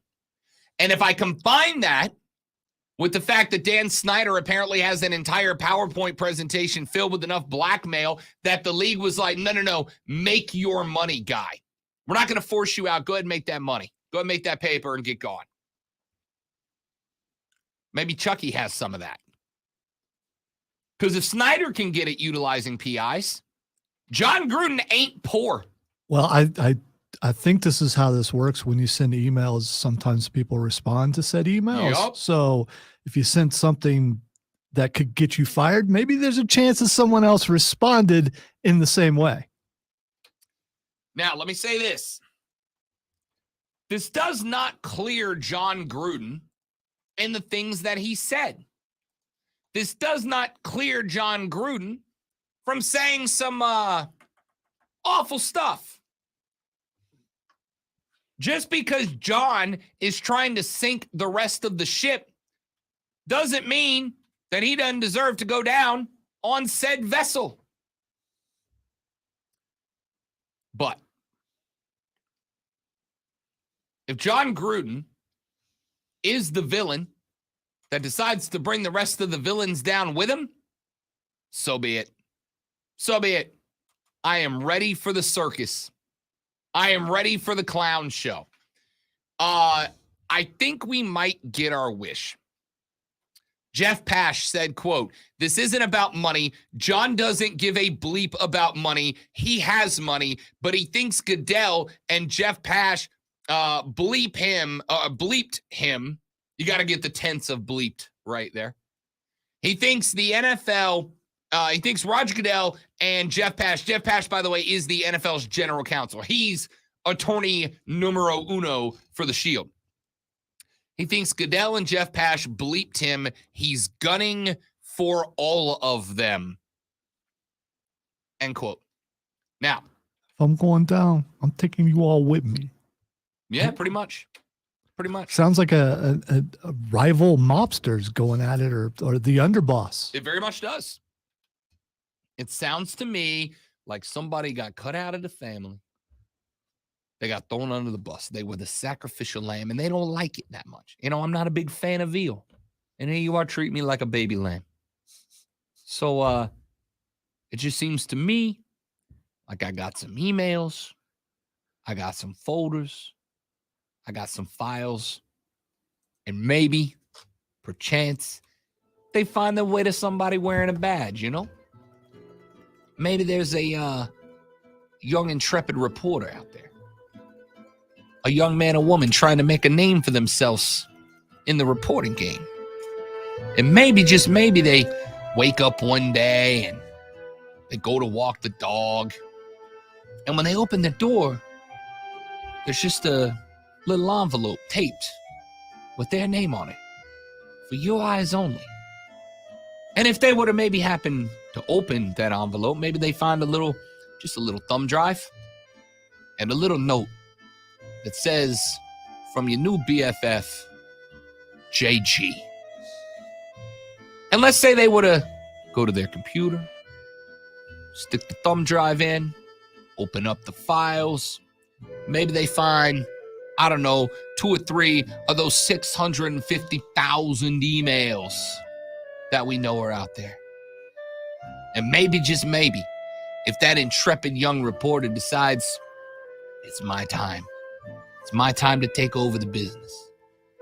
Maybe, just maybe, a couple of those emails find their way into the local paper. I mean, seems like it would be a shame for that to happen to your beloved Shield. But if only there was somebody who could keep that from happening. If there was somebody that maybe used to be in the family, maybe somebody who was able to keep this kind of stuff on the down low. But, you know, I'm just an outsider. I wasn't welcome anymore. I wasn't allowed in. Oh, well. All What right, a shame. I got to ask, the veal and the lamb thing, is that a quote from a movie? No, I just made it up. You just that was awesome. It was. I'm thinking, man, he made that up. If not, man, that is, I mean, that was so, I really enjoyed that. Thanks. I did it myself. I'm a made man. I'm not saying Goodell's going to be the one that blows the whole thing up. Scratch that. Gruden. But if Gruden was going to do that, why hasn't he done it yet? He's trying to make it more public by going through the court system. Why not just come out and go, here are the emails, and leak it, as you said, to leak those emails to a media source, and then suddenly they're there. The answer, I think, is even though this ain't about the money, he can still get a lot of money. Yeah. It's You know? just because it's not about the money doesn't mean there's not money involved. Yeah. Just because it's not about the money doesn't mean John Gruden doesn't stand to make a lot of money, huh? Like a lot of money. What do mobsters call money? Is it cheddar? Is it what is it? I don't know. Paper. Oh, there we go. Yeah. There we go. Okay. You gotta get the paper. I think so. So there's one other thing at play, which is before it wasn't about the money. It was. And my bet is John right now probably legally can't come forward with all the, scratch that. If he has documents, he probably can't come forward with them right now because this lawsuit is currently being held up in the Nevada courts while the NFL's like, John, there he is. Johnny boy. There he is, my guy. Johnny, how you been, bud? Everything good? Listen, man, I know we've had our differences, right? And that's our bad. Let's be real. We didn't think those things were going to come out. And you know how it is, man. Like at the end of the day, we got to protect the shield, right? But here's what I'm thinking. For the most part, we came out of this thing unscathed, right? People have stopped talking about it. We know how much you would have made if you would have finished out your contract with the Raiders, right? So what do you say? We sign this here check and we'll slide it across the table and you just write down a number that seems fair to you. You just write down a number on that check that you think is fair for compensation. And then you make this whole lawsuit go away. How do you feel about that, Johnny? The only reason this story intrigues me is Robinson reporting that an NFL insider said this isn't about money. John doesn't give a boat about money. He has money, but he thinks Goodell and Jeff Pash bleeped him and he's gunning for all of them. If John just wanted cash, this is a non-story because the NFL's got plenty. They could just scratch John a check that says, here's $1 billion, goodbye. But instead, they got to be looking over their shoulder. I don't know if he burns it to the ground, but I suspect in the 650,000 emails and communications uncovered during the investigation of the Washington Commanders, Lonzo, what do you want to say the odds are that a couple of other power players did and said some terrible things? Good. There's a pretty good odds that happened. Yes. I'd say about 100%. But how do you release the emails that throws this guy under the bus without thinking there won't be some sort of retaliation when you prepare for that? Yeah, maybe there is. What are they going to do? Fire him? Let's take a break. We'll come back. Wrap up hour number 2. We are rocking and rolling towards the third hour of the show. It's Friday, y'all. Let's get it. The Rob Brown Show rolls on after this. It's the Fan Upstate.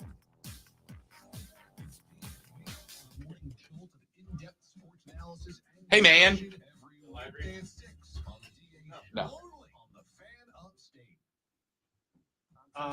I came in here because I had a question that I needed to ask. I know sports. I know you know. Not well. And it Is this an on-stream or off-stream question? it can be on stream. Okay. Hi, everyone. This is Chris, Captain America, Chris Evans down the hall. Let me Pull up a chair. put this mic in there. Utility? I think.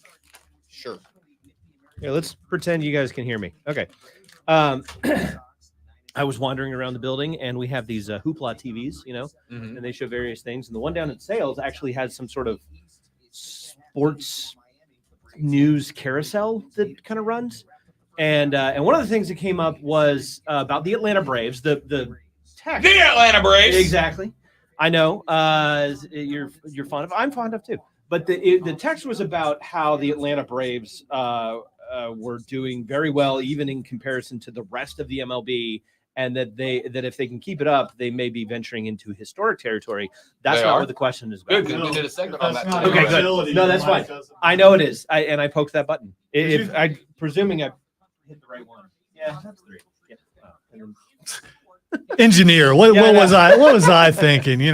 So the question that I have had to do with the picture that they put up there. And I don't know who the player is. He was wearing a Braves jersey. He clearly was a Brave.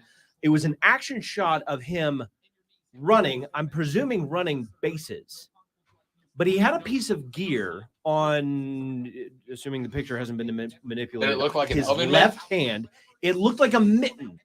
Yep. What is that? I've never seen that before. That is, in fact, I can To protect him from hot pockets. That's Is it by chance? way better answer than I was Is it by expecting. chance this picture? Yeah, very. It's one like it. I don't think it was the same guy. Okay. But similar. So the oven mitt is an enforcement glove. It's a mitt Enforcement. and it Enforcing what? has a piece of metal that goes in front of your fingers. Oh, a And reinforcement. So when you slide into a base, because one of the most suffered injuries in baseball is when you slide into a base, hitting the base like this and jamming up your finger. I did that with a paving stone, which is why this knuckle is broke. So Finger went sideways. there were plenty You were of sliding guys- into a paving. Yeah, I slid into a paving stone. Not on purpose. Hardball was tough on the It's the Guys stop don't you even from know. sliding in and jamming fingers or dislocating fingers, whatever. It has a piece of Like steel-toed boots for your hand. That's exactly what it Okay. is. Okay. Wow. Okay. Wow. Okay. That's exactly There you what it go. is. That's a That's, good that is honestly the best way to Still, describe it. still toe. That's exactly what it is. I knew you would know, Rob. Yeehaw! You- Yeehaw! Who is that? Yeehaw! Lonzo's playing with the soundboard, Sure. No. and I it's get it. devolved from what makes the show better to what aggravates Rob. Well, yeah. That's why I put it in here. I'm not going to play with it. Yeah, stop it. Thank you, Rob. There it is. You're welcome, Chris. Always play. Always mine. Happy Friday to you. You see people. You people see what I have to work with. Exactly. Whoa! Whoa! Whoa! Whoa! Whoa! Whoa! Let's get down to the nitty-gritty. It's not that I don't understand your perspective. It's just that your perspective is dumb.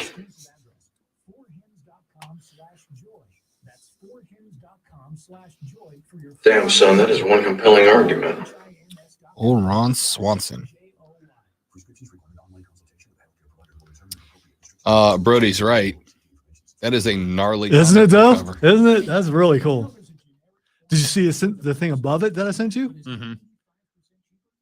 Are you down for that though? It's probably one size fits all, which means you couldn't I tried. close it. Yeah, right. Yeah, yeah. Angry Rob equals ratings. We'll see. We'll see. No, I do not We- hate the soundboard, FG. I do not hate the soundboard. Lonzo has like 3 bites. One of them is a kitten meowing. That's the one. They can hear it. I mean, Which he plays on the air at 99 times the volume That's of not every true. other clip. Not And true. every time he plays it, it scares the hell out of me. it just we even had a conversation in the office yesterday about how often that's going to get played during football season because it is the Tiger I mean, because that's what they play it in the stadium, as far as I know.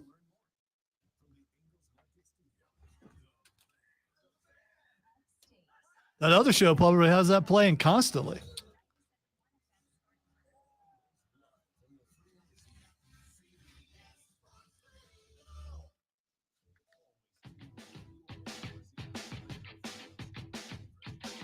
Yeah! Yeah! Yeehaw! Well, It is now 3-1. I got an hour and 10 minutes to get it tied up.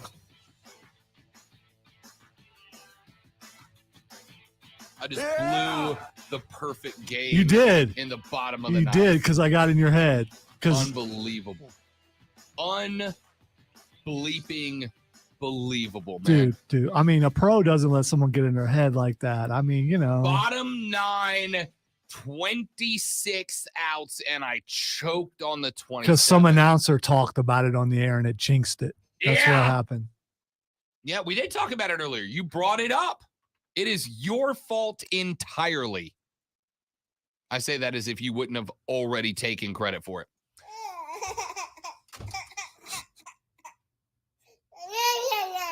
All right, cut that. Can't handle that. It takes it a while to fade. I hit it. Can't handle that.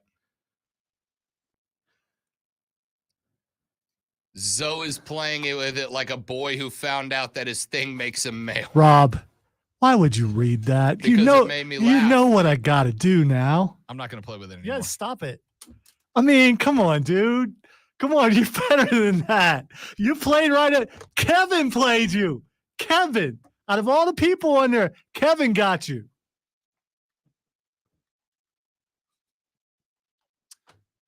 Yeah! Happy Friday, everybody. Happy Friday. Good job, Kevin. Sports, huh? He does have the yips. You're right, Keegan. He's got them now. He's got the yips. But you know what?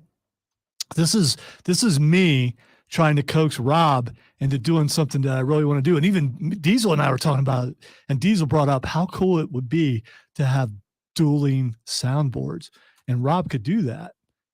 Has he taken enough heat today to make him go in there and start putting clip after clip after clip to come at the man, to come at the master at this, to come at the executive producer, to come at the award-winning, I mean, multiple times my name, whether it be stinking Gerald or Lonzo, on trophies and things, all in the South Carolina Broadcasters Association. That's history. You could be coming at me with some stuff, but you're not. Lonzo chose violence. There's another way.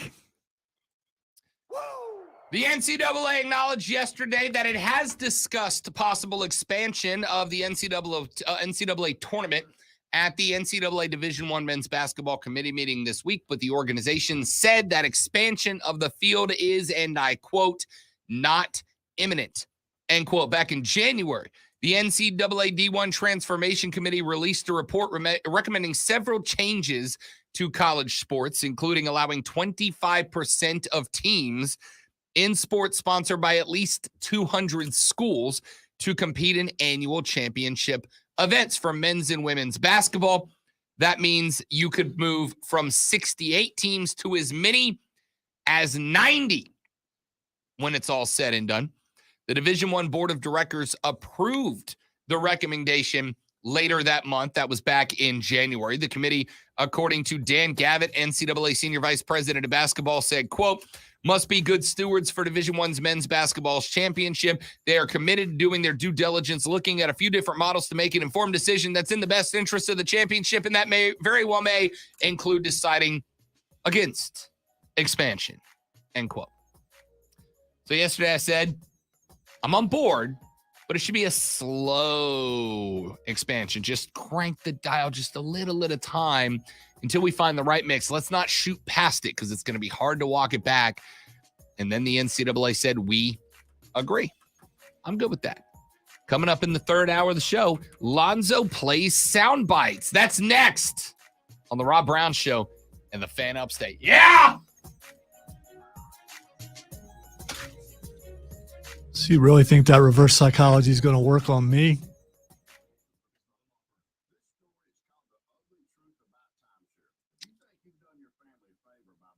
It might. I'm getting tired of pushing the button. I'm having too much fun. I'm giving myself a headache from smiling. Well, you know, when you don't smile too often because, you know, there's just not enough joy. And then when there is joy, then people want to take that joy away. So I'll just stop. And people on here talking about the joy that it's bringing them on the stream right there. You know, those look like happy emojis to me. I don't know. I just want to point out that those making Kevin happy. What is going on in the world? It is. It's weird. For sure.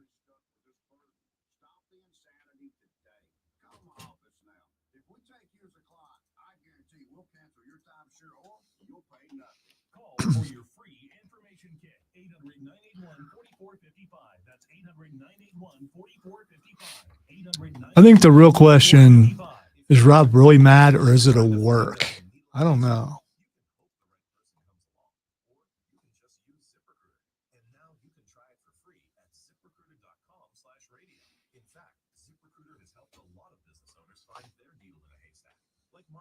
President of operations at Telly Tires and Auto Centers. Because Telly Tires has grown a lot in the last few years, Marco needed to hire everyone from a receptionist to a store manager to a head mechanic. ZipRecruiter helps me find all the right people, even though it's difficult jobs to fill. ZipRecruiter helps me keep my business running. Take it from Marco. Here's how I'll know if I've gone too far. I'll come in here like Monday and I will no longer have access to my Cartwall, which is the program that I'm using. Suddenly it would be erased off the computer. Which means maybe I should save it in a secret place. So, well, Chris would find it.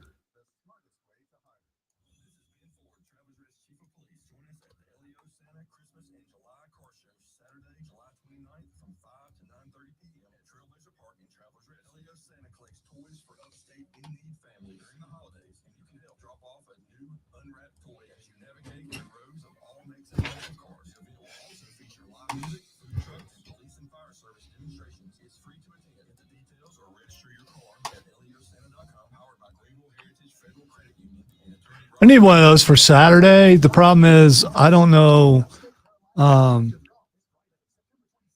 Odie would probably be worse than me with it. So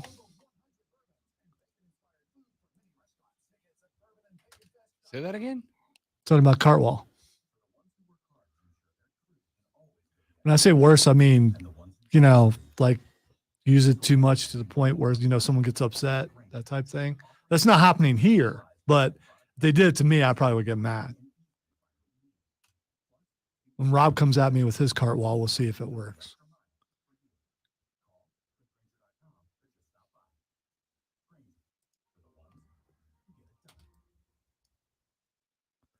And I'm doing that thing. It's like inside baseball because I know he won't do it today because I know where he's going.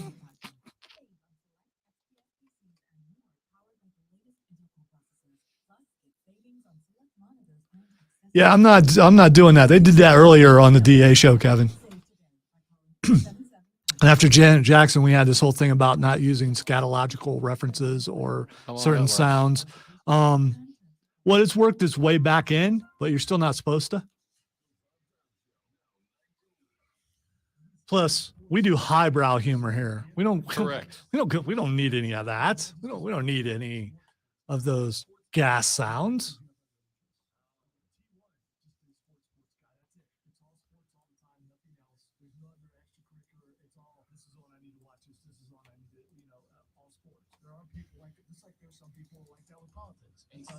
Sports guy. Yes, a sports guy. Not just a sports guy. So I'm just a sports guy. Am I a sports guy? Yeah, you're definitely a sports guy. I'm a sports guy. But you're not a sports guy. You're more of an all-around guy. I mean, you're like me. You have other interests other than just sports. I mean, I'm well-rounded, not just physically.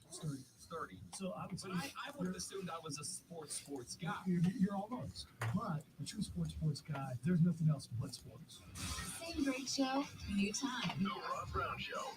Now 19 noon only on the Fan Upstate. Hey, Rob, you look like you like cupcakes. Mark, for the last time, it's the Atlantic Coast Conference. Ah, yes, the All Cupcakes Conference. The Atlantic Coast Conference, and they're hosting their media days in Charlotte, which the Rob Brown Show will be broadcasting from live on Tuesday, July 25th through Thursday, July 27th. And I'll be there for Clemson. The Rob Brown Show, and I'll sides with Mark Ryan live from ACC Media Days, July 25th through 27th. Presented by your local Ingles Markets, only on the Fan Upstate.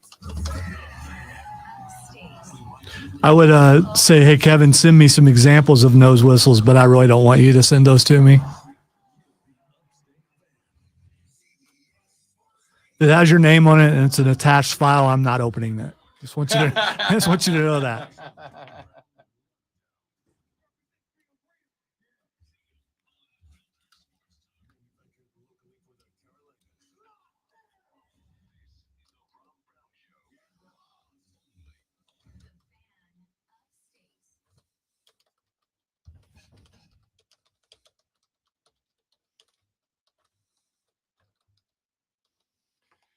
The third, the final, the best, the money hour of the Rob Brown Show goes now, ladies and gentlemen. Welcome back. This is the Fan Upstate. Howdy, y'all.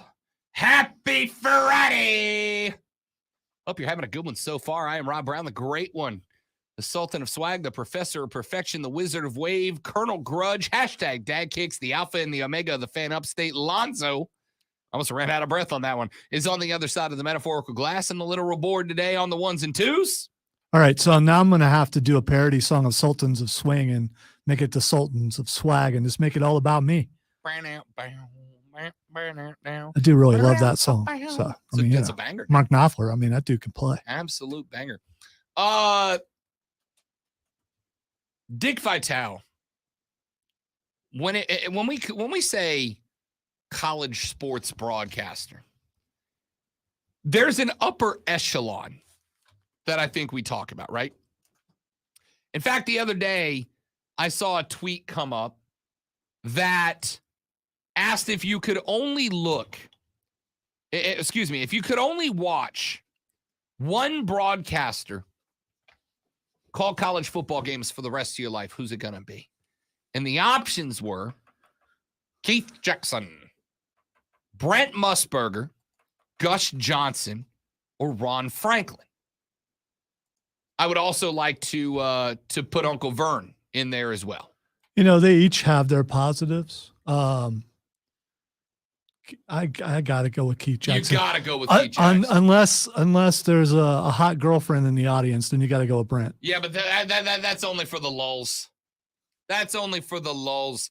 And at that point, if I'm the director, I'm telling the cameraman, hey, John, camera 2, don't worry about the game. Find every attractive college girl in the stadium. Let's see if we can kill Brent Musburger live on air. Yeah, but they kind of do that at every broadcast for every sport.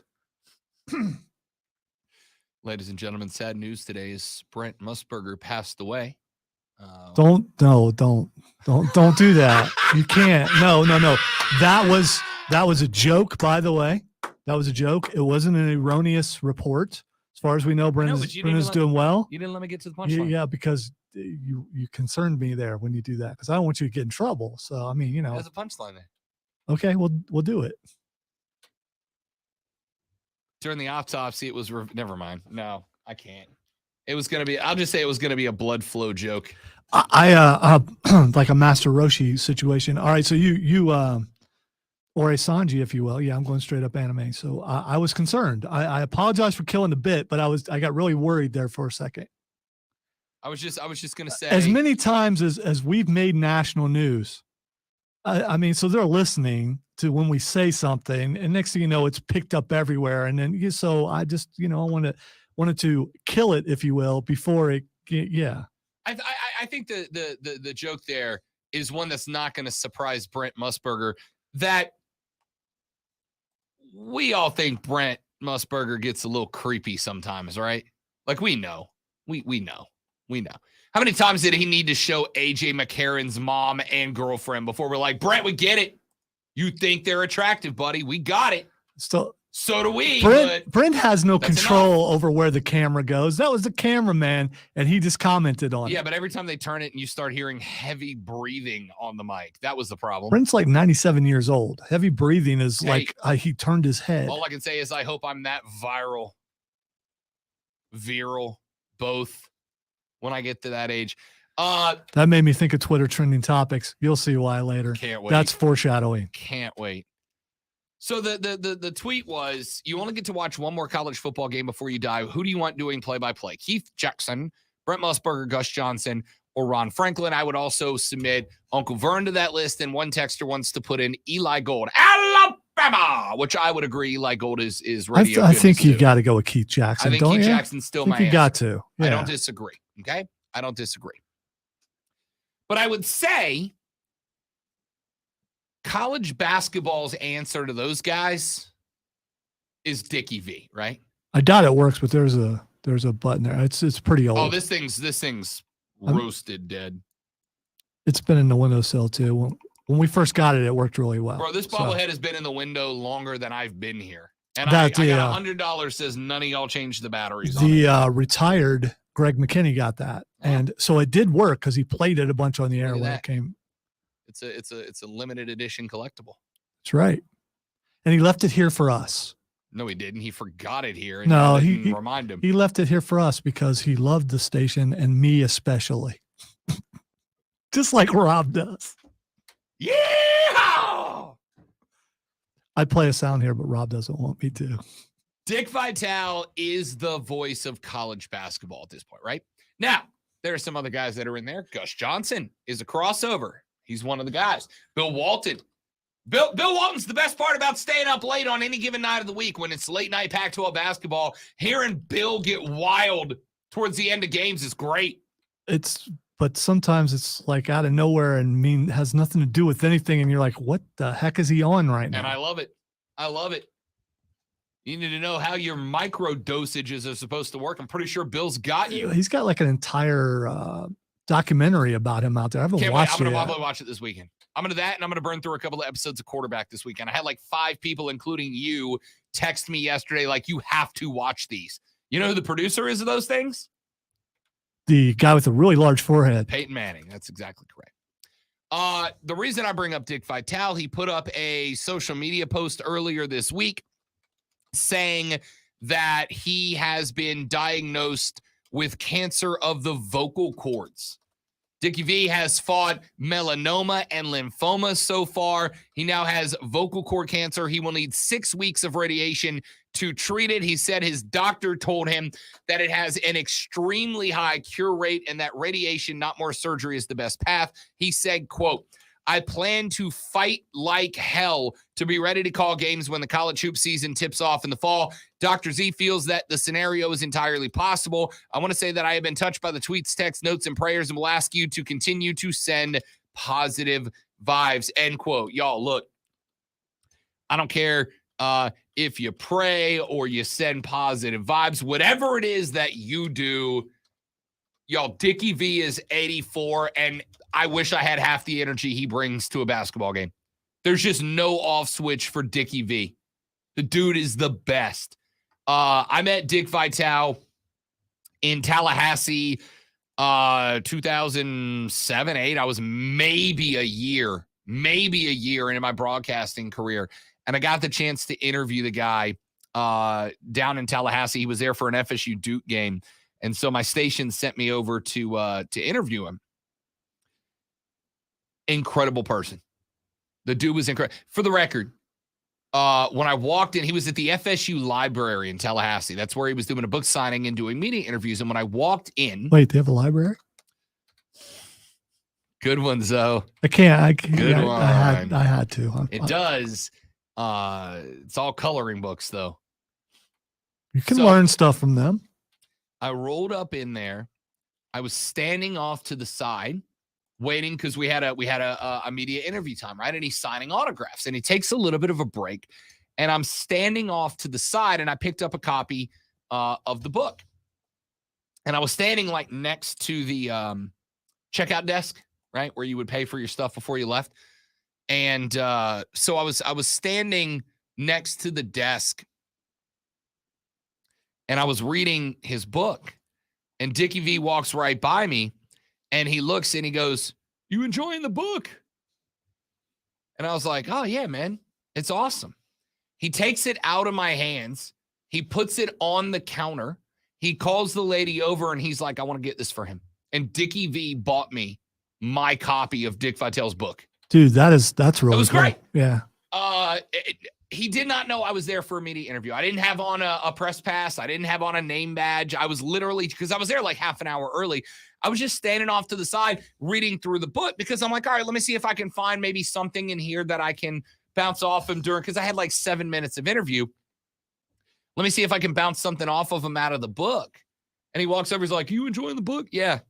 "Hey, I'm buying his copy for him, baby." He didn't say baby, but you get it. Dickie V's the best. Great dude. So pulling for the guy, man. Very much pulling for the guy. Good thoughts, good vibes to Dickie V. The ACC, ladies and gentlemen. The Atlantic Coast Conference, which, by the way, the 25th, 26th, and 27th of July, your boy will be up in Charlotte, North Carolina. That's too many yells in one sentence. Well, speaking of yelling, the Quiet Rob is going to be welcome to ACC Media Days. I'm now interviewing a player from the Clemson Tigers. How you doing, DJ? I mean, Cade. Ouch. Ouch. So, I mean, yeah. Because I was anticipating doing something. So, if you're quiet, will they hear the tiger growl? I even warned you this time. How loud are your headphones? Should I bass that down? I mean, I could pull it out and I could bass it a little bit. You want me to bass it? Hey, yo, you want me to bass that? You want me to bass? I can bass that, yo. Yes, Barry White it. Well, I'm not gonna go that low. That would sound demonic. I'm not doing that. Meow. The ACC is in a bit of trouble.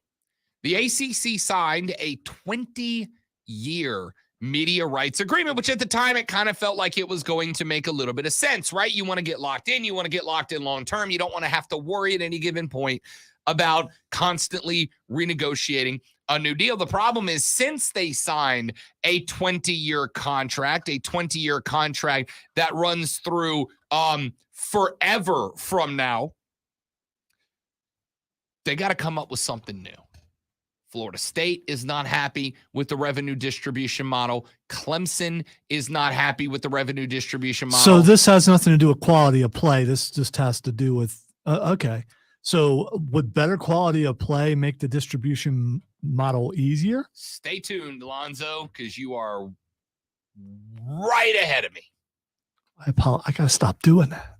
No, It's like we're on the same wavelength. No, it makes me feel better that my take is good. All right. So the ACC has begun to look for ways to supplement their current television revenue deal they have with ESPN. The ACC in July of 2016 agreed to a 20-year media rights agreement with ESPN that runs through the 2035-36 academic year.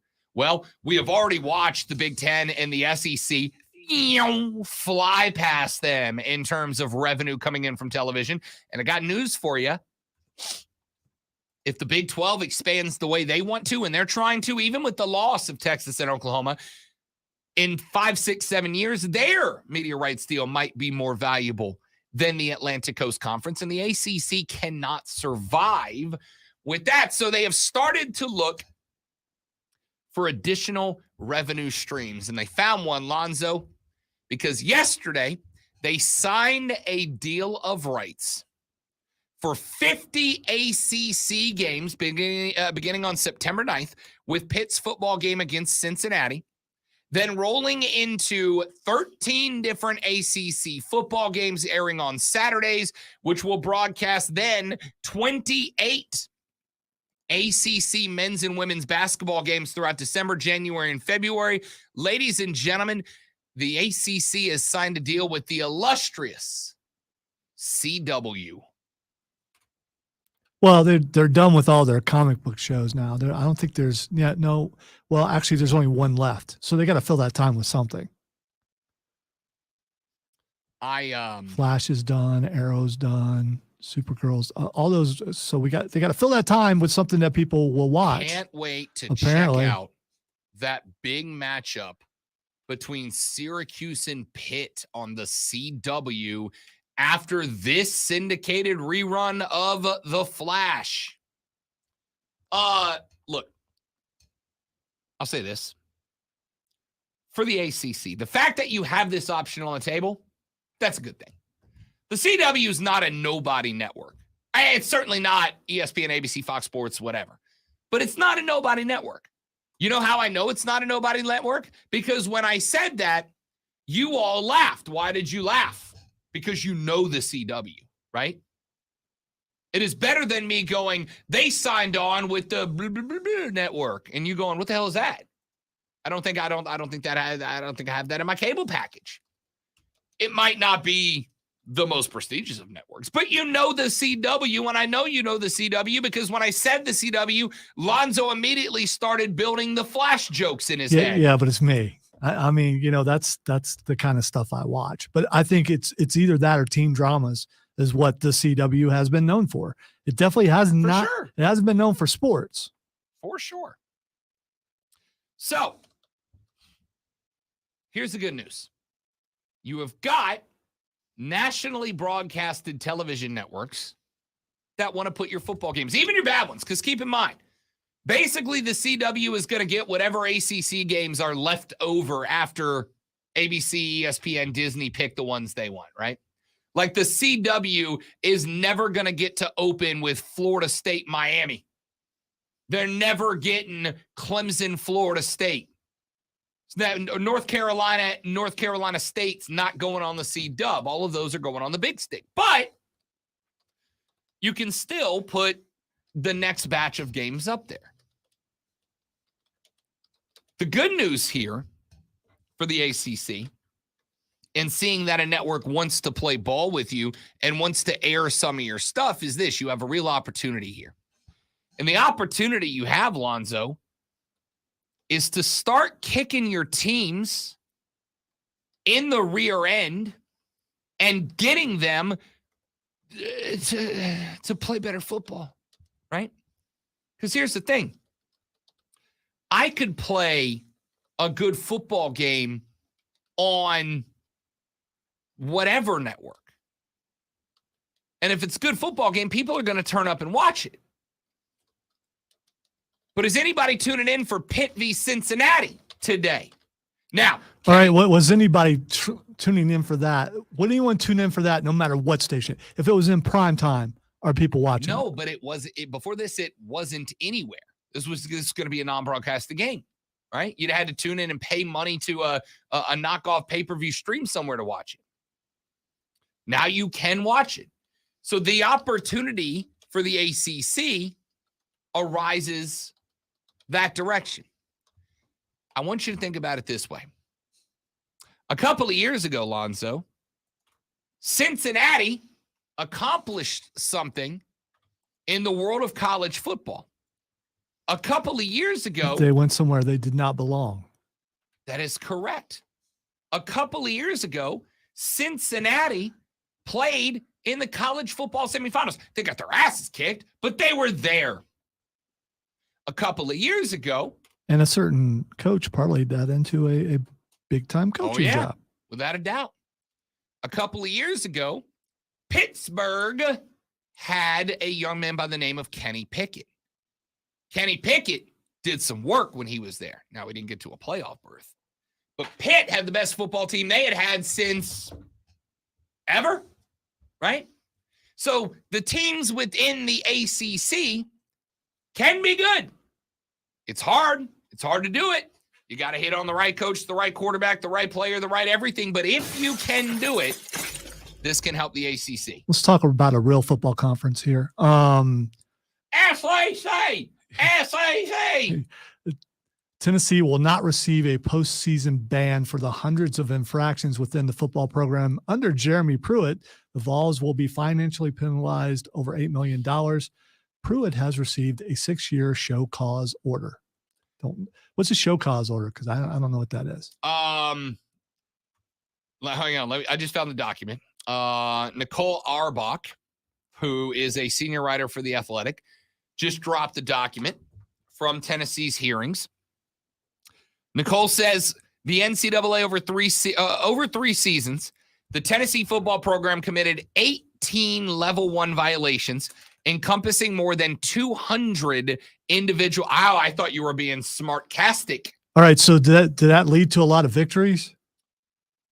Because, Tennessee was up and coming for a long time. Did that? So that worked. So that was worth it, right? I'm sorry. Go ahead. Well, I'm trying to think of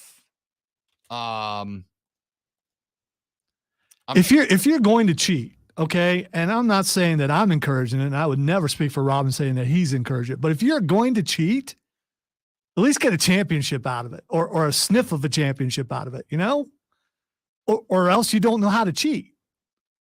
If you're going to cheat, do it right. Get something out of it. Well, let's say this. I got a sneaky feeling here. Famously, Garnet is popping on the stream telling us that, and I'm reading through the document because it dropped while I was doing the show.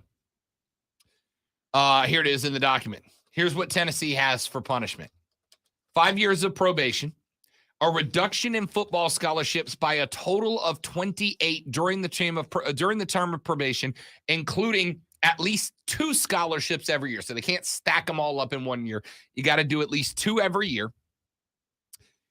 Tennessee previously self-imposed and is credited with 16 scholarship reductions from 21 to 22 and 22-23 years. A reduction in football official visits by a total of 36 during the term of probation, including a reduction of at least 4 per year. Tennessee shall prohibit official visits in connection with a total of 10 regular season home games, 4 of which must be against SEC opponents.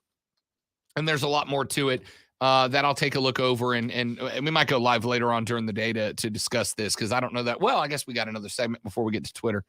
I got a couple of questions, but I'm going to say this before I get there. As Lonzo pointed out, and had he not pointed out, I would have pointed it out immediately. No postseason ban for Tennessee. No postseason ban for Tennessee. Tennessee is, albeit Lonzo, a very dark horse team to do it. Tennessee is an outside looking in threat to the college football playoffs this year. Outside looking in, but an outside looking in threat. Do I think they get there? No. I don't know what Joe Milton is. I know Joe Milton's got an absolute rifle of a cannon. I know that dude can absolutely wing the rock with the best of them. But I don't know what Joe Milton is yet. I do know Tennessee's going to have a decent defense. I do know Tennessee, as they have the last couple of years, is going to be able to run the ball relatively well. Tennessee is a dark horse championship contender this year, or at least playoff contender. That's why they avoided a bowl ban. If Tennessee was looking like a 6-6 program, they're not. They're doing a postseason ban.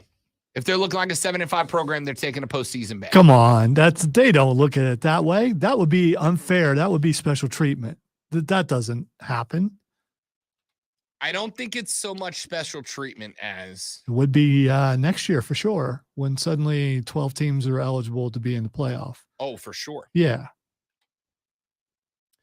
Tennessee, if Joe Milton is the dude, and keep in mind, Joe Milton in the Orange Bowl, 251 and 3 touchdowns. Tennessee fans are trying to convince me that Joe Milton is a Heisman Trophy contender. How many years? I've been on this station since its inception. I was here for the birthing of it. I've seen that movie. Yeah, it was pretty good. A low budget with special effects, but we did the best we could with what we had. I've heard about Tennessee being back. You talk about Miami being back and all those other teams we back, baby. I've heard that about Tennessee since the beginning of the station, which has been around long enough that I don't remember when we started. So I think it's been about a decade, and it hasn't happened yet. I mean, listen, there's a lot of. So they can keep telling you, "Oh, we got it this year. We got it this year." Okay, when? When is that happening? Well, again, I think a lot of people. And you cheated wrong. I mean, if you're going to cheat, you should get some championships. Only one team can win a championship in a given year, right? This is why I get driven up the damn wall when I hear the Patriots haven't won a Super Bowl since 2017. It's like, dude, that was 4, 5, 6 seasons ago. Like, only one team can do it, right? So let's all relax just a little bit. All right. So to that end, be competitive. Have a shot to win the East. For the record, they did last year, and they do this year. Okay, so they're gonna be going up against Georgia. Tennessee. And the winner, Georgia, determines the final SEC Eastern Division championship. Yes. So they're gonna beat Georgia, and then they're gonna take on Alabama or Auburn or whoever is going to be over on that side. They are not. Listen, I don't think they're going to beat Georgia. I don't think anybody is going to beat Georgia. What I'm telling you is Georgia v. Tennessee is the SEC Eastern Division champions. Sorry, Florida, you're not there. Sorry, Gamecocks, you're not there. Tennessee, if Joe Milton is that dude, Tennessee v. Georgia determines the East. And that alone, in my opinion, is why Tennessee's not catching a postseason ban. Because what they do not want is to have another SEC team that could theoretically make 2 in the college football playoffs when every time there are more SEC teams, the ratings go up. They don't want to lose that opportunity based on a bowl ban. You know what they don't have, though? They don't have tonight on the CW. Clemson takes on some other loser. Call the shot now. CW. Clemson works here. I'll be stunned if Clemson plays a game on the CW. If Clemson plays on the CW, then we know the dynasty is over. Back after this on the Rob Brown Show. Rob Alonzo and you. It's the Fan Upstate. Man, what are you doing? What time it is? What are you doing? Screwing up the show. No, like always. making the show great. Not again, All but right, making the so- show great. A reduction in football scholarships by a total of 28 during the term of probation. So is that like Tennessee that's not per year, previously right? self-imposed and is credited with 16 scholarship reductions from 2021 to 2022. So, do the 5 years of probation start now, or are they retroactive? Well, if they start now, then that means they'd have to take scholarships away from people, right?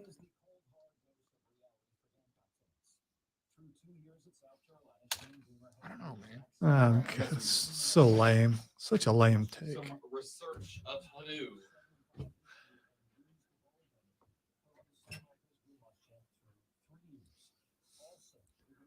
Yeah, that's what I would think too. There's no way they take them all in 1 year. They have to take over the term of whatever the punishment is.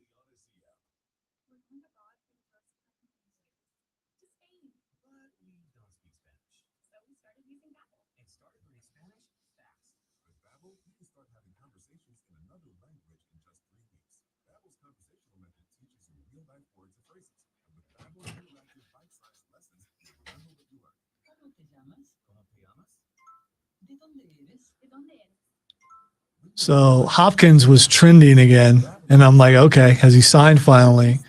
And it's just a bunch of he's waiting on Kansas City, and that he's flirting with Kansas City at the ESPYs. Of course he is. I mean, why would you not want to play for that team? I mean, it just makes sense, but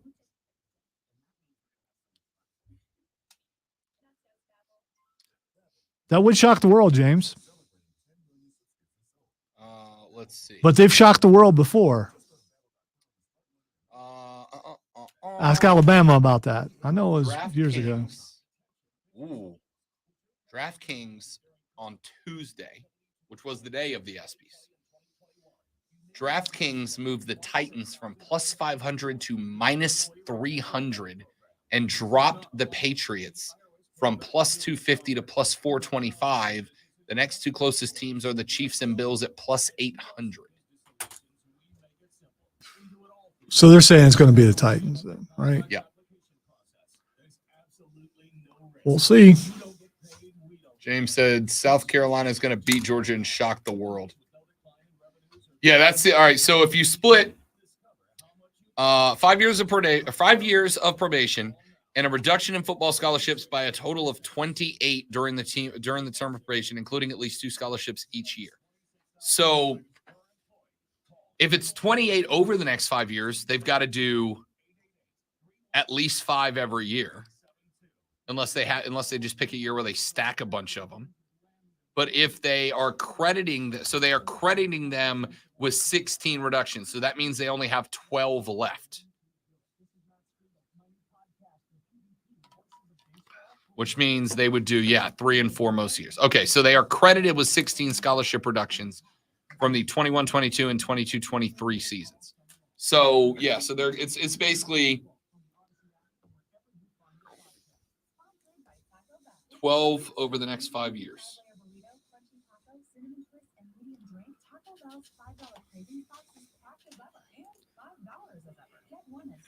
Yeah, I think you're right, FG.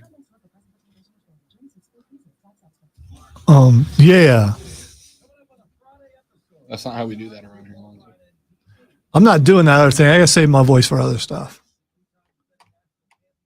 I don't have the pipes that you do.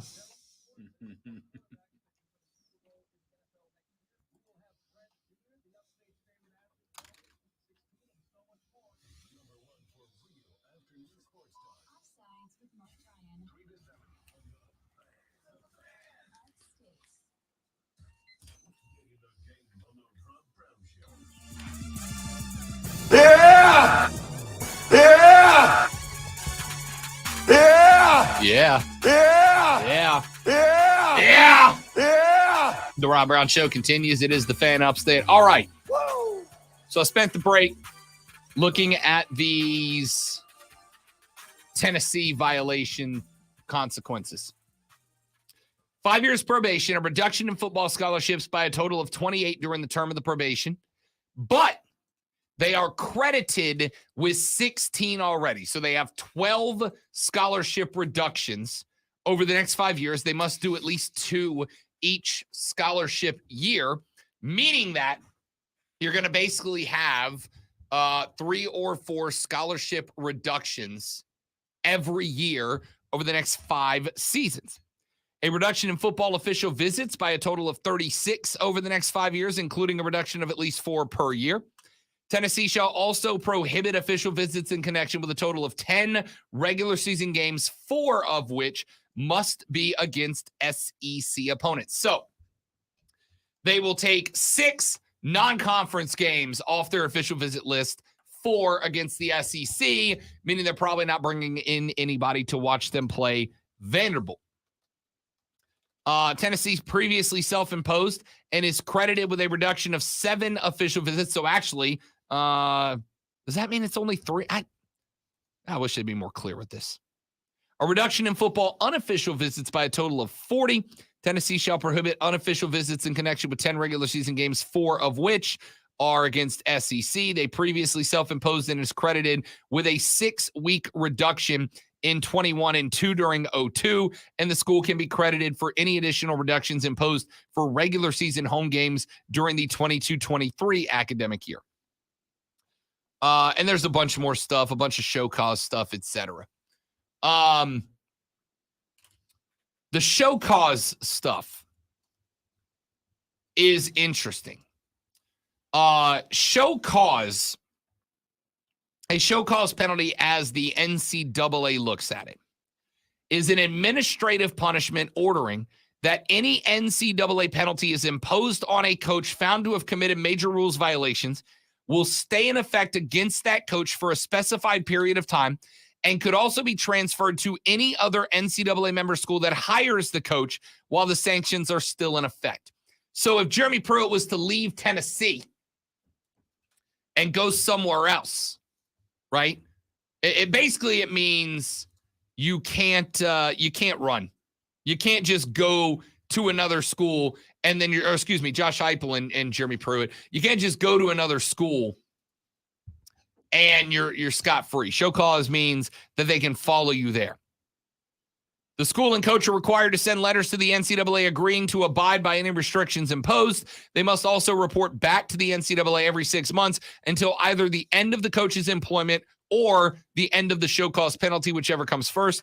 If the school wishes to avoid the NCAA penalties imposed on that coach, it must send representatives to appear before the NCAA's Committee on Infractions and show cause, i.e., prove the existence of good reason as to why it should not be penalized for hiring that coach. So that's what that means. Have fun with it. I don't know, man. This is, I will say this. I've got to go look and see what all of the infractions are. But as violations, consequences have gone the last handful of years, this does not feel like a slap on the wrist, right?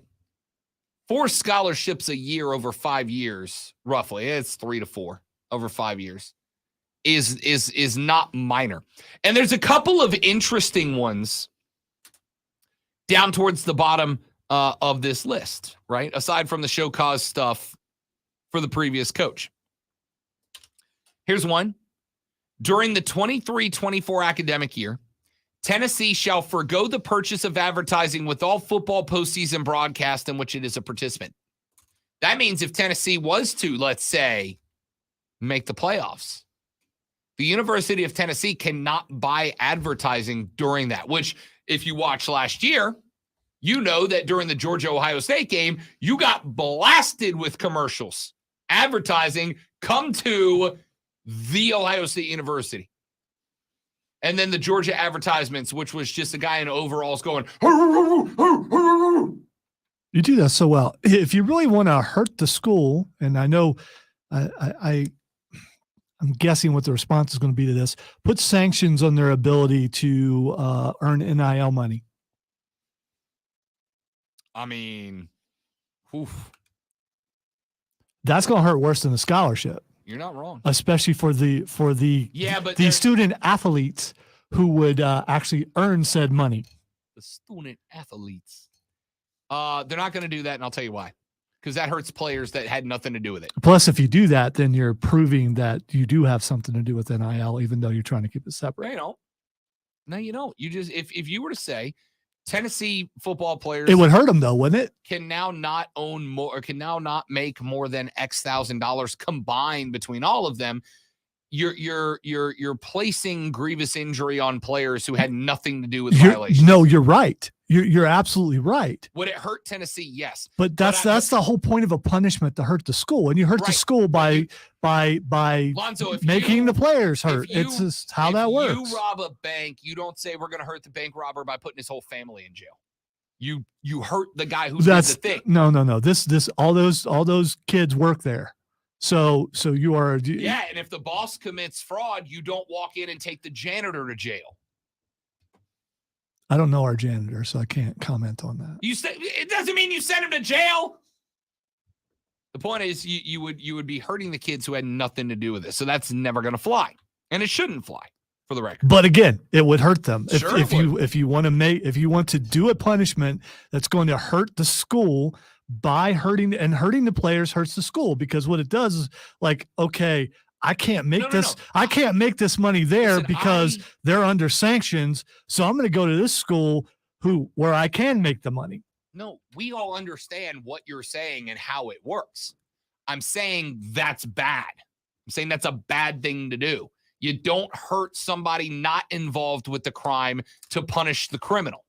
That's a bad system. That's a flawed system. I disagree with you. I think that's a way of punishing that would truly hurt the school. So if I walk down and I punch the boss in the face and he Dude, don't suspends do me that. for 2 weeks That's not a without good pay, example. you're saying he should suspend you for 2 weeks without pay too? Which 'Cause boss? it would hurt the show. Which boss are we talking about? Are you more willing to take the punishment depending on which boss it No, is? because one, you go into jail. The other one, you might get you. Oh, Hendricks would kick my ass. Yeah, that's all I'm saying. He rolled down the other day, and I was like, "Oh, okay, gym guy over here." You see him in there with the flexing. Oh, yeah. thing? I don't know what Oh, those things yeah. are called. It's like a rubber band or something. Yeah, he's the only boss I've ever known that he will work out while he's talking to you. Like, yeah, we see you get those promos done, huh? It's not going to be a punch or something. He's going to do a professional wrestling move on you, and it's going to hurt. So they robs into Kimura, going, "No, I'm sorry." I don't really have much more of a take on this Tennessee thing. I just don't. It does not appear to be just a slap on the wrist. It does seem to be a bit of a big deal. It does seem to be a harsh penalty. It does not seem to be a cakewalk for Tennessee. I will say the only takeaway I have here is it does look as if it was structured to protect a team that could be a playoff team, right? Because the last thing that the SEC wants, the last thing the NCAA wants, is for Tennessee to actually have found a guy in Joe Milton who performed very well in the bowl game, to have found a guy in Joe Milton. Joe Milton finally gets old Rocky Top back on top. They turn back into a playoff team, and then they can't go to the college football playoffs because they're on a postseason suspension. That's embarrassing to everybody. It's embarrassing to Tennessee, sure, who did the things, but it's embarrassing to the SEC and it's embarrassing to the NCAA too. So the one takeaway I'll have here is it does kind of feel to me as if this is set up in order to protect the University of Tennessee, the NCAA, and the SEC in case they get it right this year. In case they get it right. So we'll see. I mean, it's not a nothing penalty. It's not a nothing punishment. But it's not one that really is going to kill them either. 3 or 4 scholarships a year doesn't end your football program. It's funny, just going over Twitter right now, no one seems to know if this is really a bad punishment or not. I mean, headlines are out there about, is this a punishment? Is this not a punishment? Is this enough? Is this not? Because even you going through, I mean, I don't know. How bad did they hurt Tennessee with this punishment? Don't know. Like I said, I think that it is designed to put a little stress on Tennessee, but not to embarrass anybody should the best possible outcome happen. So if you are a prospective athlete going there to play football, do you look at this sort of thing before you go there? I mean, yeah, they have less scholarships, but that may not be affecting you because you're being recruited to come there. So that means they're going to guarantee you a scholarship. I mean, it means they can tell less kids they're getting a scholarship, right? I mean, imagine getting to a spot where this is not about 5 stars and 4 stars. This is about 3 stars who give you depth, right? This is about 2 stars that give you depth in a scout team. You're losing some of those guys. Other guys got to pick up that slack. That's where the punishment comes from. Real quick, before we run to a break and end this show, I do want to tell you that because Alonzo got up under my skin, I did some digging. It turns out one of the major sponsors for Inter Miami, Leo Messi's new football team, is Publix, which means that this was a pub stunt. Oh, it's a work. Are you saying it's a work? Yep, it's a work. Really? Publix is a. You're saying he could come here and he could walk into a grocery store and people would go, "That's messy." I'm saying because I don't think so. I'm telling you, it would happen. I'm telling you, it wouldn't. Oh yeah, prove it, Rob. Much as Michael Jackson used to shut down grocery stores so he could go shopping. Britney Spears used to shut down clothing stores so she could go shopping. Publix shut down so that Messi could come in, get him a little taste of America, take some promo shoots for Publix because, just like everybody. Oh, and by the way, Leo Messi showed up to the Publix in an Audi. Leo Messi just got here. He doesn't have a car here yet, but he drove an Audi. He was also a major sponsor of Publix. This was a promo shoot. Man, go to a Publix parking lot. You're going to see a ton of Audis. It's not like that was out of place. Back after this to wrap up the show. Rob Lonzo and you. It is the Rob Brown Show. It's the Fan Upstate.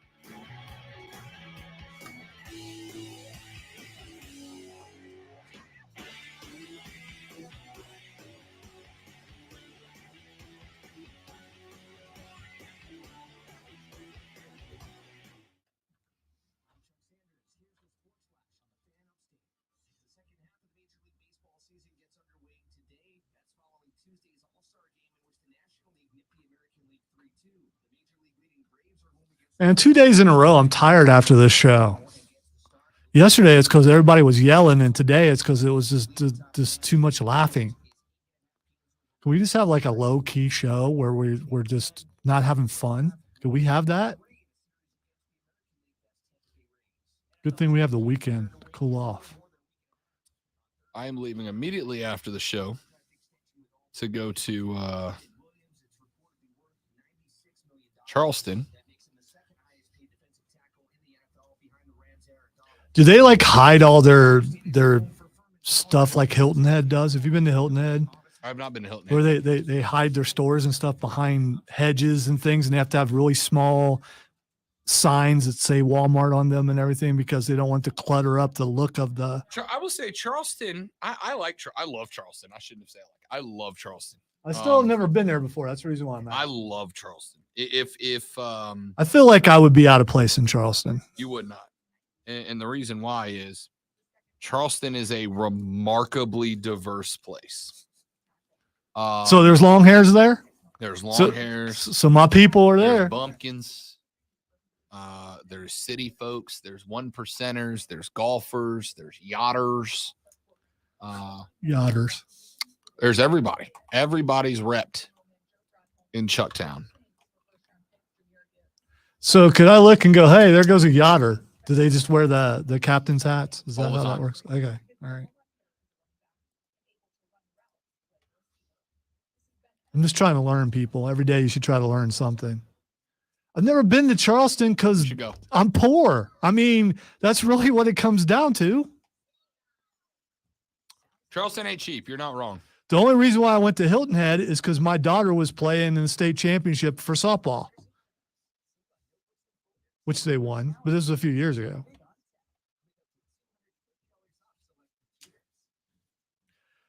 And the other reason why I never go to Charleston is because I'm always here. So there's that. I hear Charleston is nice. I've been invited many times. Should go. Just never have Great went. city. Uh, Great city. that's the thing you talk about. You talk about it being a great city. That means it's got a good nightlife, all that kind of stuff. All the things that we know I don't do. What are the comic book shops like in Charleston? What is, I mean, you know. All right. As a comic book shop guy, They're not going to be as good as Borderlands comics and games, but you know. Like if I'm walking in Charleston and I see one, I'll pop in, but it's not a determining factor on if I go to the city. I'm looking for good food everywhere. I'm looking for good culture. I'm looking for museums. I'm looking for art. I'm looking for live music. I'm looking for scenery. Those are the things I need. And if you got a good combination of those four things, we're going to be great. New Orleans has it. Charleston has it. Baston has it. All right, so Steven's mentioning the history. I've heard it's incredible. I've heard it's historical, but I'm not. I mean, I'm not anti-historical stuff. I think that's really cool. I do, but I don't think I go out of my way to go somewhere because of that. If I went to Boston, I would go see stuff, but only because I played it in a video game, and I know how that sounds. But that's just me. Now, if Charleston would come out with a video game that I played and I really liked it, maybe they could get me to come there. Assassin's Creed Charleston. Yeah, that's probably coming in 2027. I mean, in fairness, the American Revolution Assassin's Creed was one of my favorite games. Oh, definitely. I like One of my that. favorite games of all time. Of all time. And by the way, I'm only half joking. I mean, there's a lot of stuff I did when I was younger that I wouldn't do now, as far as going and visiting places and going out and stuff, just because I'm older. And it seems like, well, you just don't want to do it. It doesn't mean I haven't done it, just because I don't want to do it now. I mean, it's good that people forget that I'm, a lot older than other people here. Like, I'm a couple years away from having been old enough to be Rob's dad. I mean, so there's that.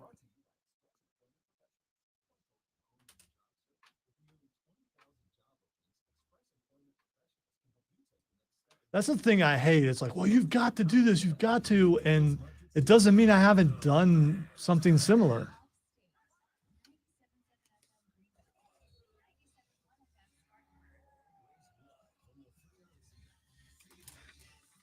Look at that. A week worth of shows is already over. Just like that. Welcome into Twitter Trending Topics. We're so glad that you're here for the final edition of the week. I am going to take the time to tell Rob what is trending, and he is going to regale us. He's going to wow us. He's going to make us go, dude, how do you know so much? When I tell him what's trending. So the first thing that's trending is Viagra. We were talking about Brent Musburger earlier. I told you that something would apply. There and it is. There it is. What you got? It's a hard topic to come up with something, Lonzo. I'm not going to participate in this. You really because I'm older, and really so stiffed me on this yeah, one. yeah, I did. Really I giving did. me the shaft here.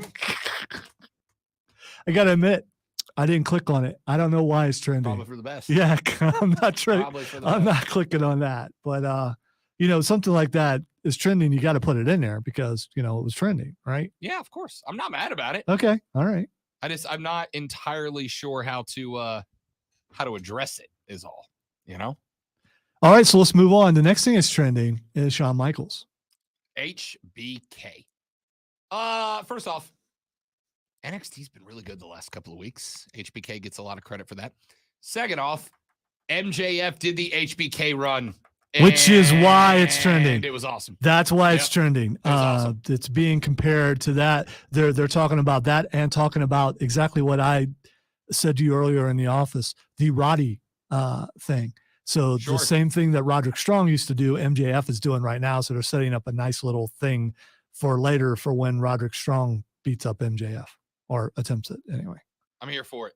I will say right now is a really, really good time in pro wrestling. NXT has got some great stuff going on. WWE is working towards SummerSlam, which may or may not be the culmination of the best storyline that I think they've had since Daniel Bryan's run to WrestleMania 30. AEW has got Better Than You, Baby, going on, which has reinvigorated me on that product. It's a good couple of weeks to be a wrestling fan. Speaking of AEW, I heard from that little birdie that somehow makes its way into everyone's house or place of business. That little birdie that's some show may actually have some tickets to AEW, like maybe coming up soon to give away. For sure. Not saying who, Yeah. not saying it's us, not saying it's not, Yeah, just saying you might, yeah. if you're a wrestling fan, want to be Yeah. paying attention to the show over the next couple of weeks. That's all. Yeah, good shot that all that we're a saying. place where they actually talk favorably about wrestling and could, might actually have tickets to give away. All right. The last thing that's trending is Kirk Cousins. So Kirk Cousins is one of the quarterbacks that is featured in the quarterback docu-series that went on Netflix, which, by the way, It's really good. It really is. it is, as of today, number one on the Netflix watches. I've watched 3 episodes so far. Alonzo texted me yesterday. He's like, I'm watching this and I'm kind of liking Kirk Cousins. I'm shocked anybody. Listen, Kirk Cousins is a guy that's easy to make fun of on the football field. One of the nicest people in the world. You know what? You know what's funny? I said that to you yesterday. He's trending today. I'm clicking on it, and a lot of people are going, "Wow, I can't believe it! I like Kirk Cousins now." Yeah. So it's just, I think he's the exact opposite of. He and I could be friends. I don't know if he could be friends with Rob. That's all I'm saying. Because I'm evil. What do you want? Well, Text just said, my grandfather is addicted to Viagra. No one's taking it harder than grandma. Yeah, let's listen. What a way to close the week. The show's over, What a way to dude. close the week. Have a great weekend, everybody. Don't drink and drive. We'll see you back here Monday to do it all over again, but better have a lovely weekend. Thank you for hanging out and listening to the Rob Brown Show right here on the Fan Upstate. Later. Yeah. Really? I wouldn't have read it to end any other day but today. Yeah. Well, I guess it's fitting for this show. Ooh. Okay, Steven. Now you got me. Ghost tours and Dungeons and Dragon boats. I don't know what a Dungeons and Dragon boat is, but I want to see it. Yeah. Fair. Well said there, famously, Garnet. Well said. Not incorrect. Charleston has the better Comic Con. Well, I'll disagree there, but I'm sure it's a nice one. We can find out. We could. All right, guys. Thank y'all so much for hanging out. You're all spectacular people. I sincerely appreciate it. Wink, wink, nudge, nudge. I will be guesting on a podcast next week of someone who may or may not be in our stream audience right now. I'll let you know when that gets recorded and dropped. Bet for the Cycle tomorrow on the BetQL Network. If you want a link, shoot me a Oh tweet. man, I'll send I it to got you. it. I gotta go to the restroom. Why? Is that a I'm full of crap joke? No. I was hinting at whose podcast you would be. To see this. Yeah. I'm slow today. Yeah. can't It's breathe. just. I I can't mean, breathe. know, I've been fighting for my life. dude. this I whole show. nailed that, and he just didn't get it. Fighting for my life this whole show. It's Y'all that have a good week. that yeehaw got him. Yeehaw! See y'all Monday. Thanks for watching. Bye. You really didn't get that. I mean.